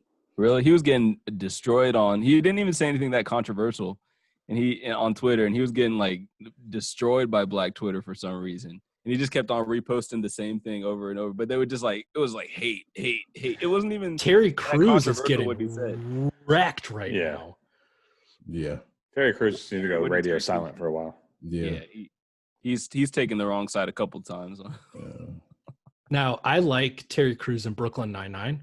The episode where he got arrested in his neighborhood. I don't know if you guys watch Brooklyn Nine-Nine. It's very funny. But there's an episode where his daughter drops a doll out the car window. So he goes back to look for his daughter's doll and he gets arrested. He's a sergeant in the NYPD and he gets arrested because he's black. And the officer who arrests him doesn't believe that he's a cop. And like there was a really, really good episode. So Brooklyn Nine-Nine actually has scrapped all of their scripts for their next season because of the current policing environment. They're rewriting it. Yeah, they're like, how do we do a show about cops right now in NYPD? Right, they're all NYPD cops, which like they've been building to this part where like they're the only good NYPD cops. You know, like they're beset on all sides by bad guys. But you know, with all these videos of like cops running people over with their cars and whatever, like they've scrapped the whole season. I wouldn't be surprised if they all quit and then become private investigators, which I think is watch the show, guys. It's on Hulu. It's fucking hilarious. It's For what it's worth, funny. Terry Crews is my favorite Who Wants to Be a Millionaire host. He was extraordinary at that. Was he good? Yeah, better than Regis. I loved watching that show. Loved it. Okay, there was a couple other things while we were talking about TV. Netflix has a show out called The Floor is Lava, which is a game show exactly what you think it is. You should watch it. It's a blast. It is so much fun. Like it's sort of like extreme tag, you know, like I hate game shows for the most part. But this one where like people like they're in like oversized bedrooms and they like fall into the water. It's like Most Extreme Elimination Challenge or Wipeout. But like the floor is it's like it's perfect TV for when you're also on your phone, you know? Okay. Some other news while we're talking about, actually, since we continue to talk about cops and racism and stuff like that. Martha Ford has stepped down. That was an owner of Lions. The Lions. her daughter, Sheila Ford Hamp, is now the team's principal owner and chairman. So we still have 4 female owners in the NFL. Who wants to guess who they are? Not Ryan, because you wrote the rundown. I sort of read the rundown, but go. You had Michael. I read it. I can't remember exactly, but I know it's her for the Bears. For the Lions, the Bears, The Chiefs. And there's one more. Who was it? It was the that Dallas, that No. Jerry Jones guy. Oh yeah, More glory Dallas. holes. Yeah, more glory holes. The Jerry Jones. Steelers. Tom Brady and the Bucks are continuing to do workouts, even though the NFLPA says not to. Is Tom Brady going to get coronavirus? Yes. What I'm is? sure, Have I'm you seen sure, that tan? No. Guerrero has some kind of herb that Right. cures What coronavirus. is Guerrero's coronavirus cure? Tell Drink me what this, you you'll think. be okay. What do you think is it? Now we're going completely off script here because we got a lot of NFL stuff, but we're getting to the end of our recording time, so I want to push that for next week. What do you think is in Alex Guerrero's coronavirus cure? 3 scoops of avocado ice cream, 2 tablespoons of apple cider vinegar, some turmeric, Yeah. Tom Brady tears. You think it's like John's wort. it's a shake? You think it's a shake? All right, Ryan, Gotta what do you be. think? Oh, let's see. Come back to me. I'm thinking of one. Okay, Micah, what's in Alex Guerrero's coronavirus cure?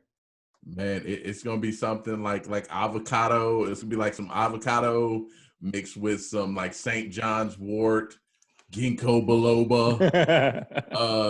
Throw a little ginger, turmeric, like just pure sulfur. Throw some of that in there too. Overly long mouth kisses with your child. Ryan, Child saliva. So I don't know love if y'all my actually- kids, but I'll never do that. That's weird. That was weird. I don't know if you've ever heard Alex Guerrero talk or some of the things he says. He's kind of like one of those real campy motivational speakers. So I'm going to go with like refiltered urine, cream of mushroom, trying hard, and a good attitude. Wait, I missed the first 2. Oh, wait, and top it off with a little spritz of a full night's sleep. Throw some beets in there too. Beet juice. Yeah. White beets. For good measure. I'm gonna actually that was sort of where I was going. I think that Brady has actually been taking Guerrero's coronavirus cure this whole time. I think that it comes in a Gatorade bottle, like one of those squeezed Gatorade bottles, but it says Guerrero's secret stuff. No. And it's just water. And he says that it activates when he goes out in the sun. And when Tom is like, oh man, I'm feeling under the weather, you need to make it a little bit stronger. I think he puts maybe some like blue food coloring in there and like maybe some lime juice so it tastes like something, or some like vinegar, like to Marcus' point, just like so that it's like, oh, this tastes terrible. He's like, yeah, man. But then you got to go out in the sun and it'll like activate it, And that's why Brady's got the tan.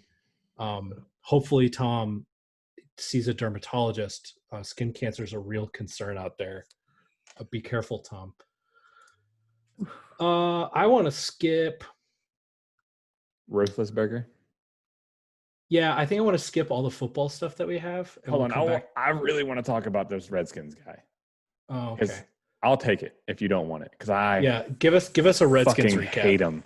So just recently, I'm sure you've seen all the places around the nation where they're tearing down monuments of people that have racist ties or separationist ties or white supremacy ties. DC has Look at all those slave owners posing on your dollar. Hey, DC was not immune to this.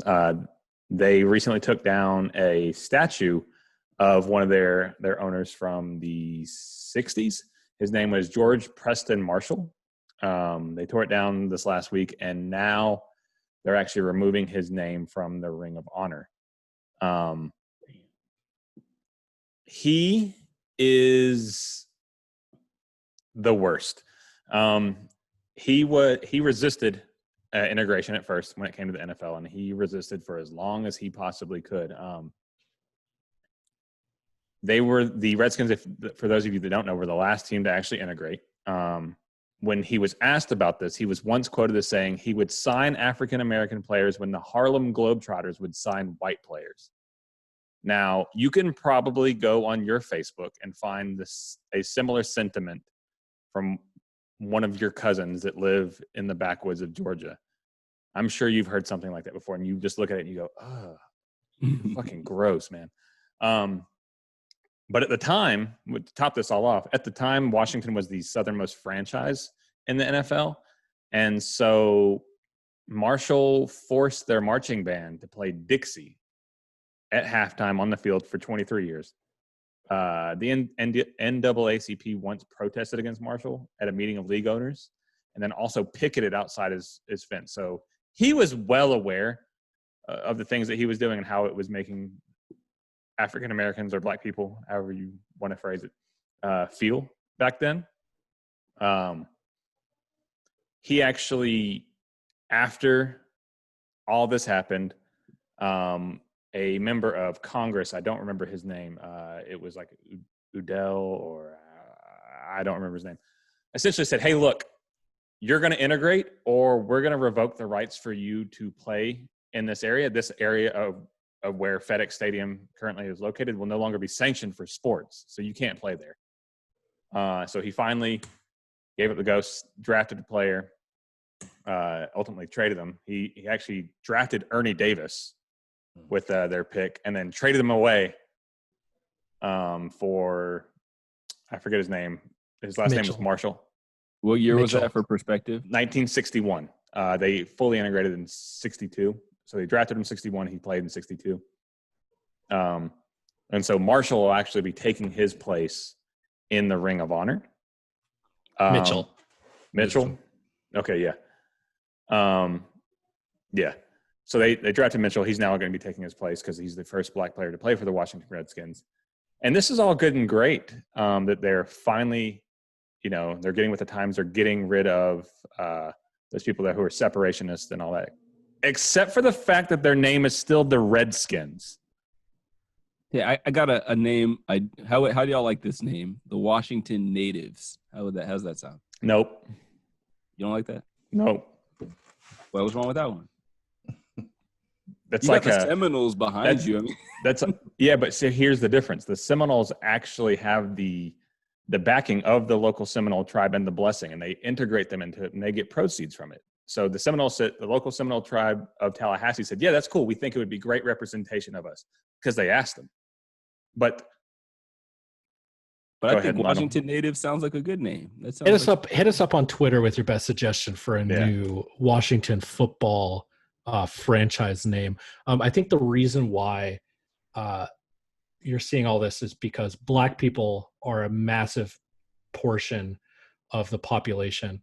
And they're protesting loudly and vociferously as they should be. But unfortunately, we have relegated the vast majority of full-blooded Native Americans to reservations in the United States where they're dying of diabetes and alcoholism at an alarming rate.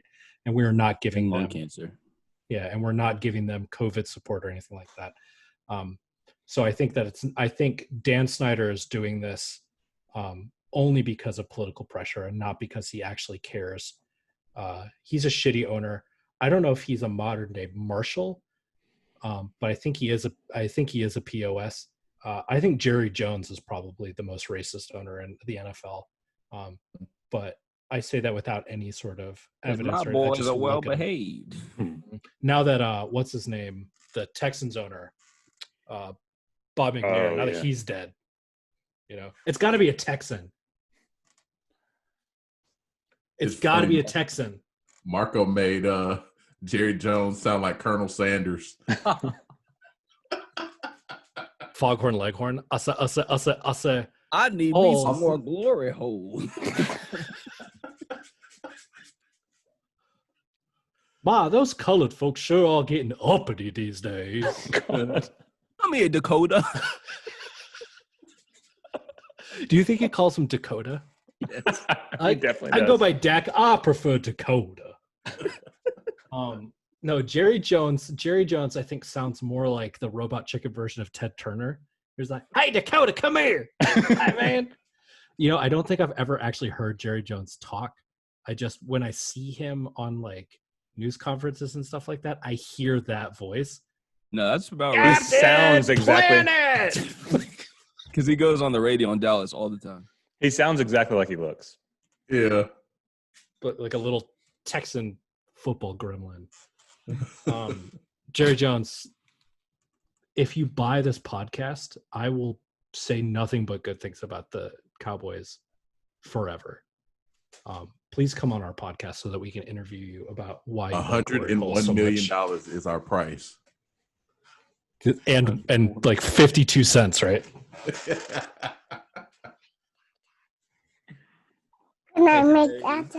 Hey guys, my kids are coming in to say goodnight, podcast listeners. So say goodnight, Violet. Good night. Good night. Good night, V. Good night. Love you guys. Come on, bud. All right. Let's wrap it up with a little bit of soccer before we go.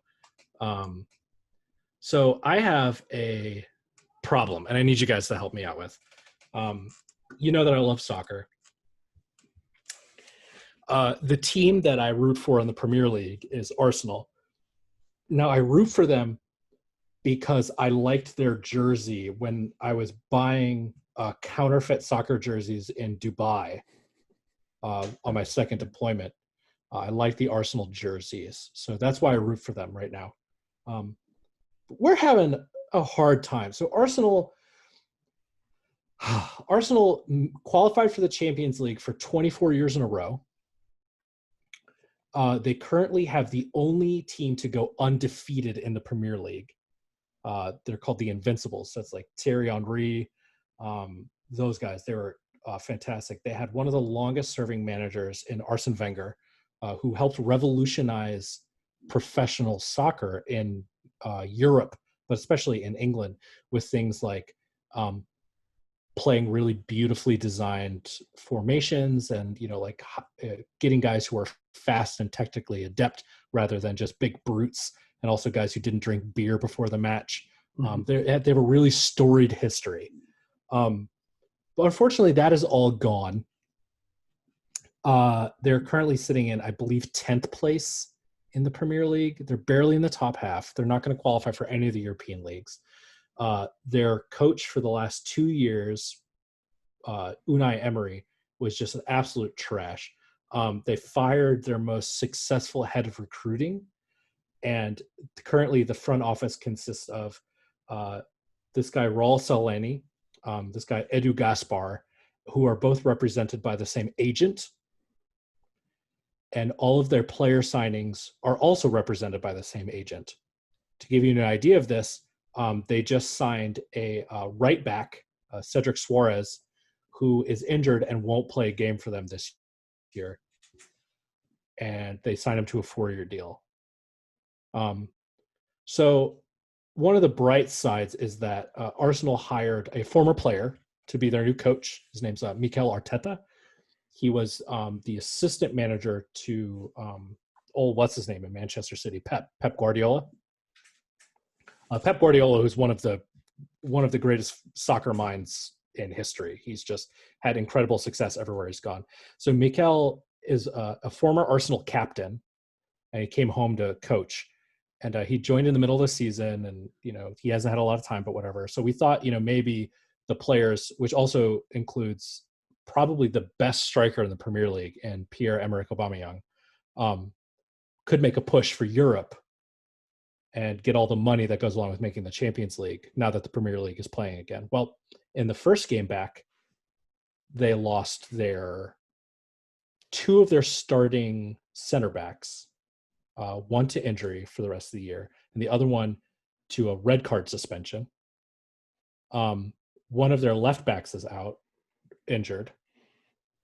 And then at the last game, the goalkeeper, Bernd Leno, who is just probably the best player on the team, the guy's filthy, ruptured a ligament, and he's out for the year. Damn. Yeah. So Arsenal's bad, and it's depressing me. So I have something to ask you guys. Should I pick a new soccer team to root for in the Premier League? This is going to be a poll. We're going to put it up on Twitter. But I want you guys there. You have a couple of options. Okay. I'm going to tell you what the options are, and you can sort of weigh in. The first option is the Manchester United Red Devils. And as an Arsenal fan, me saying Man U is almost heresy. The only thing that would be worse is if I said I wanted to root for Liverpool or Tottenham or Chelsea. Manchester United and Arsenal had a great rivalry in the early 2000s and late 90s where they would trade titles every year. Like they were like always in contention. One of the reasons why I like United is because they have a great young roster. Anthony Martial is one of their goal scorers, and he's just fantastic. They've got a bunch of really great kids there, and Paul Pogba, who I think is one of the most underrated players. Pogba is a beast. Oh, he's incredible. And it should tell you why he probably won't stay at United for very long because they don't treat him very well. He's not getting paid what he should be. And you can tell because he doesn't try really. Like World Cup Pogba versus United Pogba is a whole different guy. But United's also got Marcus Rashford. They're going to play in Europe next year. They're consistently in contention, and their owners spend a ton of money to bring in good players. So that would be a good team to watch. It's sort of like rooting for the Red Sox. My next option is the Wolverhampton Wanderers, or Wolves. Wolves don't have the money. They're a scrappy team that climbed their way up from, I think it was two seasons ago. They were in the championship. They were in the second division. That's the one. They crawled up and got into the Premier League. And then that year, their first season back in the Premier League, they finished like one or two places outside of the European zones, like right away. They're probably going to play in the Europa League next year. There's no real big names on that team, except they're big names now because they play for Wolves. So that's one. And then the other option is the Newcastle United, where our baby bird Miguel Almiron is finally playing at central attacking midfielder. They finally put him at that number 10 role. And Newcastle went from playing a 5-4-1 and scoring one goal a game to playing a 4-2-1-3 with Miguel at that central attacking midfielder. And they've been scoring like 3-4 a game. Like I turned the game on and I forgot that his number was 24, and it doesn't matter because they all have Black Lives Matter on their jerseys now. Like for those of you who names. aren't familiar with soccer formations, the first number he's listing is the one on the defense closest to the goalkeeper. So when they say 5, it's more of a defensive formation. When he says 4 less, there's more people forward for more of an offensive threat. And we can get into that when we talk about the Atlanta United formations, because I have a formation for Atlanta for the restart. Anyway, I turned on this game and I saw Miggy, and I recognized him immediately because I've seen that little tiny bald head. He's like an ostrich, like he's just so. And then the last option is just suck it up and root for Arsenal and stick with it through thick and thin. Here's my problem, though. I was a Cubs fan for so long. I've been a Falcons fan for so long, all because of where I was born. I don't live in England. I can choose my whatever allegiance I want. So I'm going to get you guys to tell me what you think, and then I'm going to post it up on Twitter. Go ahead and vote. I'm not saying it's a legally binding poll, but I am saying that we'll take your opinions under consideration. Marco, who should I root for in the Premier League? I was going to go with the scrappy team, but since Miggy's ours and he'll always be ours, you got to cheer for Miggy. You got to. We miss you so much, Miguel. Micah, you don't care about soccer. You wish it didn't exist. Who should I root for? Football. Man U. Young, like you said, they're young. They have the money, so on and so forth. I mean, you get enough misery from cheering for the Chicago and the Atlanta teams. I mean, I guess it's okay to go with a team with really bright potential, I guess. So you're saying self-care is important. Yeah, you got to have some kind of mental stability, somebody to boost your spirits. You can't be depressed all the time as a sports fan. I have a quick Says question you. Look, Marco. I've been down that road my entire life, considering Same here, I'm same. all Atlanta, Georgia, UGA, and Atlanta team. So I'm in a constant state of depression when it comes to sports. So don't be like me. Find you one little Don't be like me. nugget of happiness. So when you say that you're gonna switch allegiances to teams, like how does your emotional how does that emotional aspect affect it when you watch it? Are you still like as angry when they don't win, or is it more so just like, oh no, I'm sort of happy they just won? Like when you switch, when you just switch up like that. So they haven't won since they restarted. When I was watching the games, I was just like, oh, of course. Yeah, I was watching Arsenal take that take that out. Yeah, and they play again tomorrow night at Southampton, I think.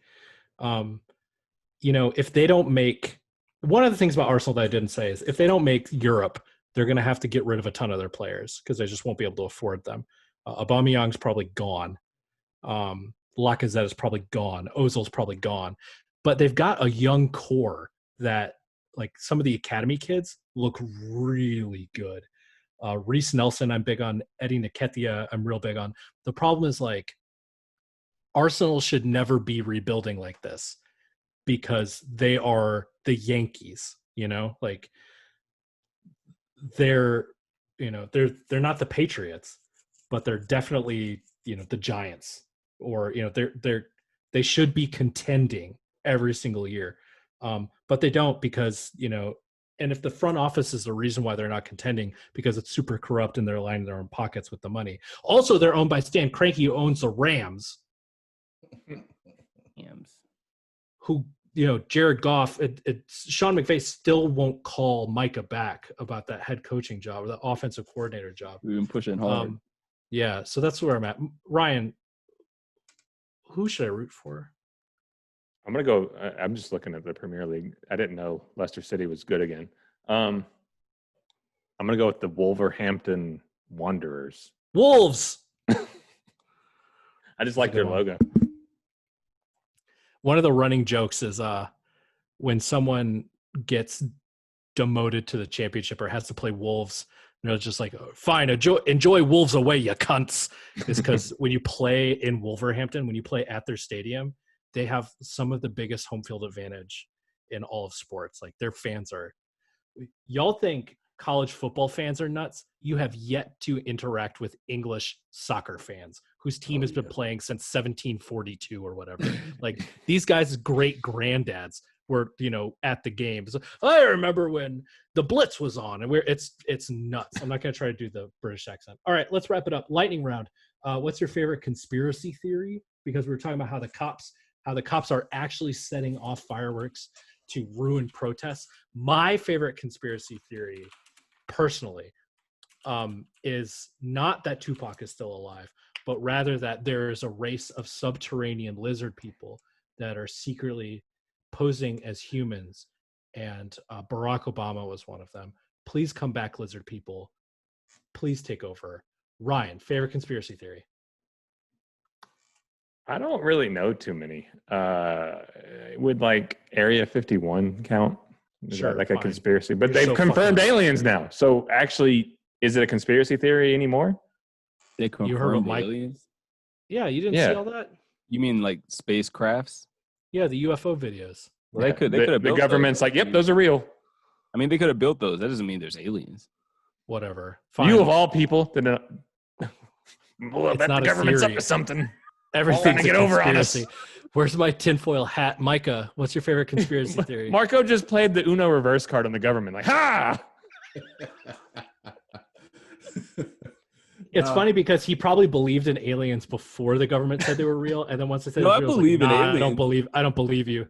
It's I like, do nah, believe now I know it's not true. I believe in them. I just don't believe that's proof that they exist. Micah, what's your favorite conspiracy theory? I'm gonna have to go with something I heard my man Most Def say years ago. and he said that he never believed that Bin Laden was real. He believed that Bin Laden was essentially Ben Kingsley in Iron Man 3.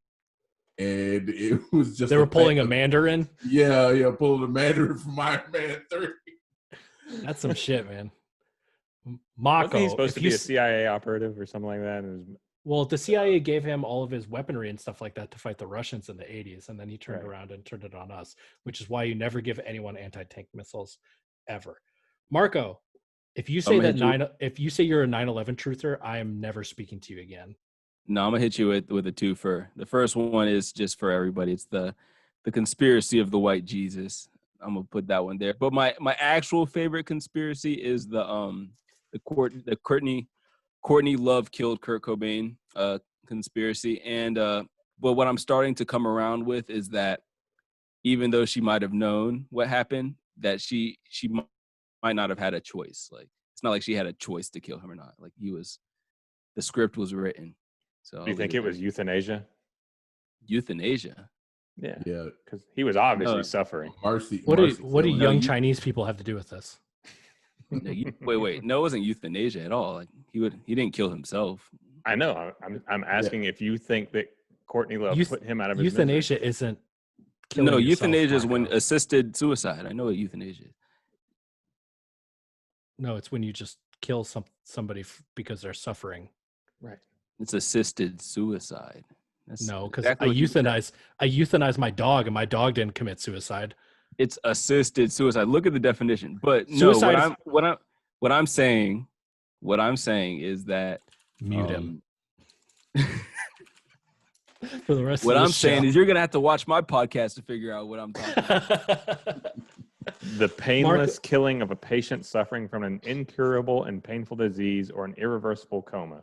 The practice is legal, blah, blah, blah. Ryan, how does anybody know that you were looking that up if they didn't hear you tickety-tackety typing on it? I'm a ninja now. Anyway, tune into me and Marco's new conspiracy theory podcast. It's also going to be carried on Fox. Is it going to rival Alex Jones? It's going to be better than Alex Jones because Marco and I are actually woke. So we're in negotiations with OAN. Yeah, perfect. We're going to be on OAN. They're going to be like, look, we hired a black guy. Dakota. We're not racist. Yeah, Dakota. All right, we've spiraled out of control. This is one of our longer ones too. All right, recommendations. Let's see what you're listening to. I'm listening to the new album by The Ghost Inside. The album is called The Ghost Inside. They are a melodic hardcore metalcore band. They were in a bus accident a couple of years ago that killed the bus driver, and like the drummer lost a leg and whatever. Turns out that their bassist is a flaming racist who hard-R'd his way through some of his life, talking about one of their other bus drivers. He called him the hard R. But then they kicked him out. Oh, good. I was about to say. Yeah. They kicked him out like the next day. And then they released a statement that were like, hey, we as a band heard some rumors about Jim Riley, but we didn't do anything, and we're really sorry. We stand for all this. Anyway, they've been donating a ton of their proceeds to Black Lives Matter since before this came out. The album's really, really good. It's heavy as fuck. So if you're into stuff with guitars. I wonder how many hard R's he dropped when he figured out they were donating to Black Lives Matter. Well, he was posting a bunch of Black Lives Matter stuff too. And then this guy in this other band was like, don't. So I guess Jim Riley was like, hold on, I got to go pay the hard R. He was talking about the bus driver. Oh, God. And everyone was like, but like the band members weren't there. And so like once they heard about it, they were like, are you fucking kidding me, Jim? So they kicked him out. Anyway, it's a hella good album. It's heavy as fuck. Recommended. Micah, what you listening to, man? If you say the Alex Jones or Joe Rogan podcast. No, definitely. I actually get forced to listen to Rush Limbaugh at work every day, but Snow on the Bluff has been something I've listened to quite a few times recently. J. Cole's new single. But for the most part, I've been listening to a lot of old Atlanta music like Bone Crusher and stuff. Bone Crusher, like the album? No, just Bone Crusher the rapper. No, I'm saying like the whole album. You listen to a whole Bone Crusher album? No, I mean a few of his songs, like "Gripping the Grain," just old Atlanta music. Gripping the Brain. Is this one of those things where like nothing's been good since 1996? No, I've been in the mood for older music. Because Micah had a run-in with Bone Crusher at, what was the name of that club in Tucker, Micah? Which one? The one we went to for Zyra's party, and Bone Crusher was Studio 72. Yeah. That's the one that's over or that was Right next to that McDonald's over in Tucker. on Chamblee Tucker by 285. No, on Lawrenceville. Bro, gotcha. Yep. Yeah. all I know is that security guard had the best focus I've ever seen. You got an attractive woman dancing in front of you. You don't look once. Bone Crusher's in bad shape now, though. I think the last time I saw him, he was like in a wheelchair. So prayers for Bone Crusher. Prayers for Bone Crusher, man. And for Rush Limbaugh. Doesn't he have like 100 different types of cancer? Doesn't he have like a ponytail now? Yeah, he Rush? does. Yeah. At his age, he can still rock a ponytail? White people can do anything they put their minds to. Marco. So there's a pretty cool chick band. They play like sort of like classic rock, but they're new. Sort of like with the old school. They're called Peggy Sue. And the track is called Validate Me. It's very cool. I've got one for you, Marco. Remind me next time we're in the chat. I got to find the name for it. It's like they play like a sort of old school power pop. Okay. I think you'd really like it. Ryan, what you got?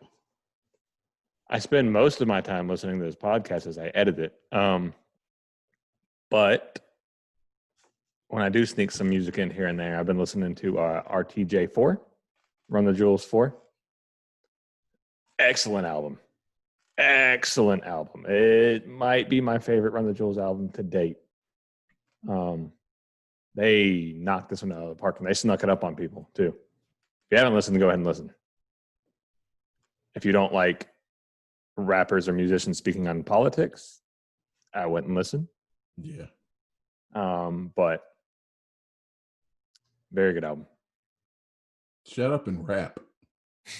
Shut up and rap.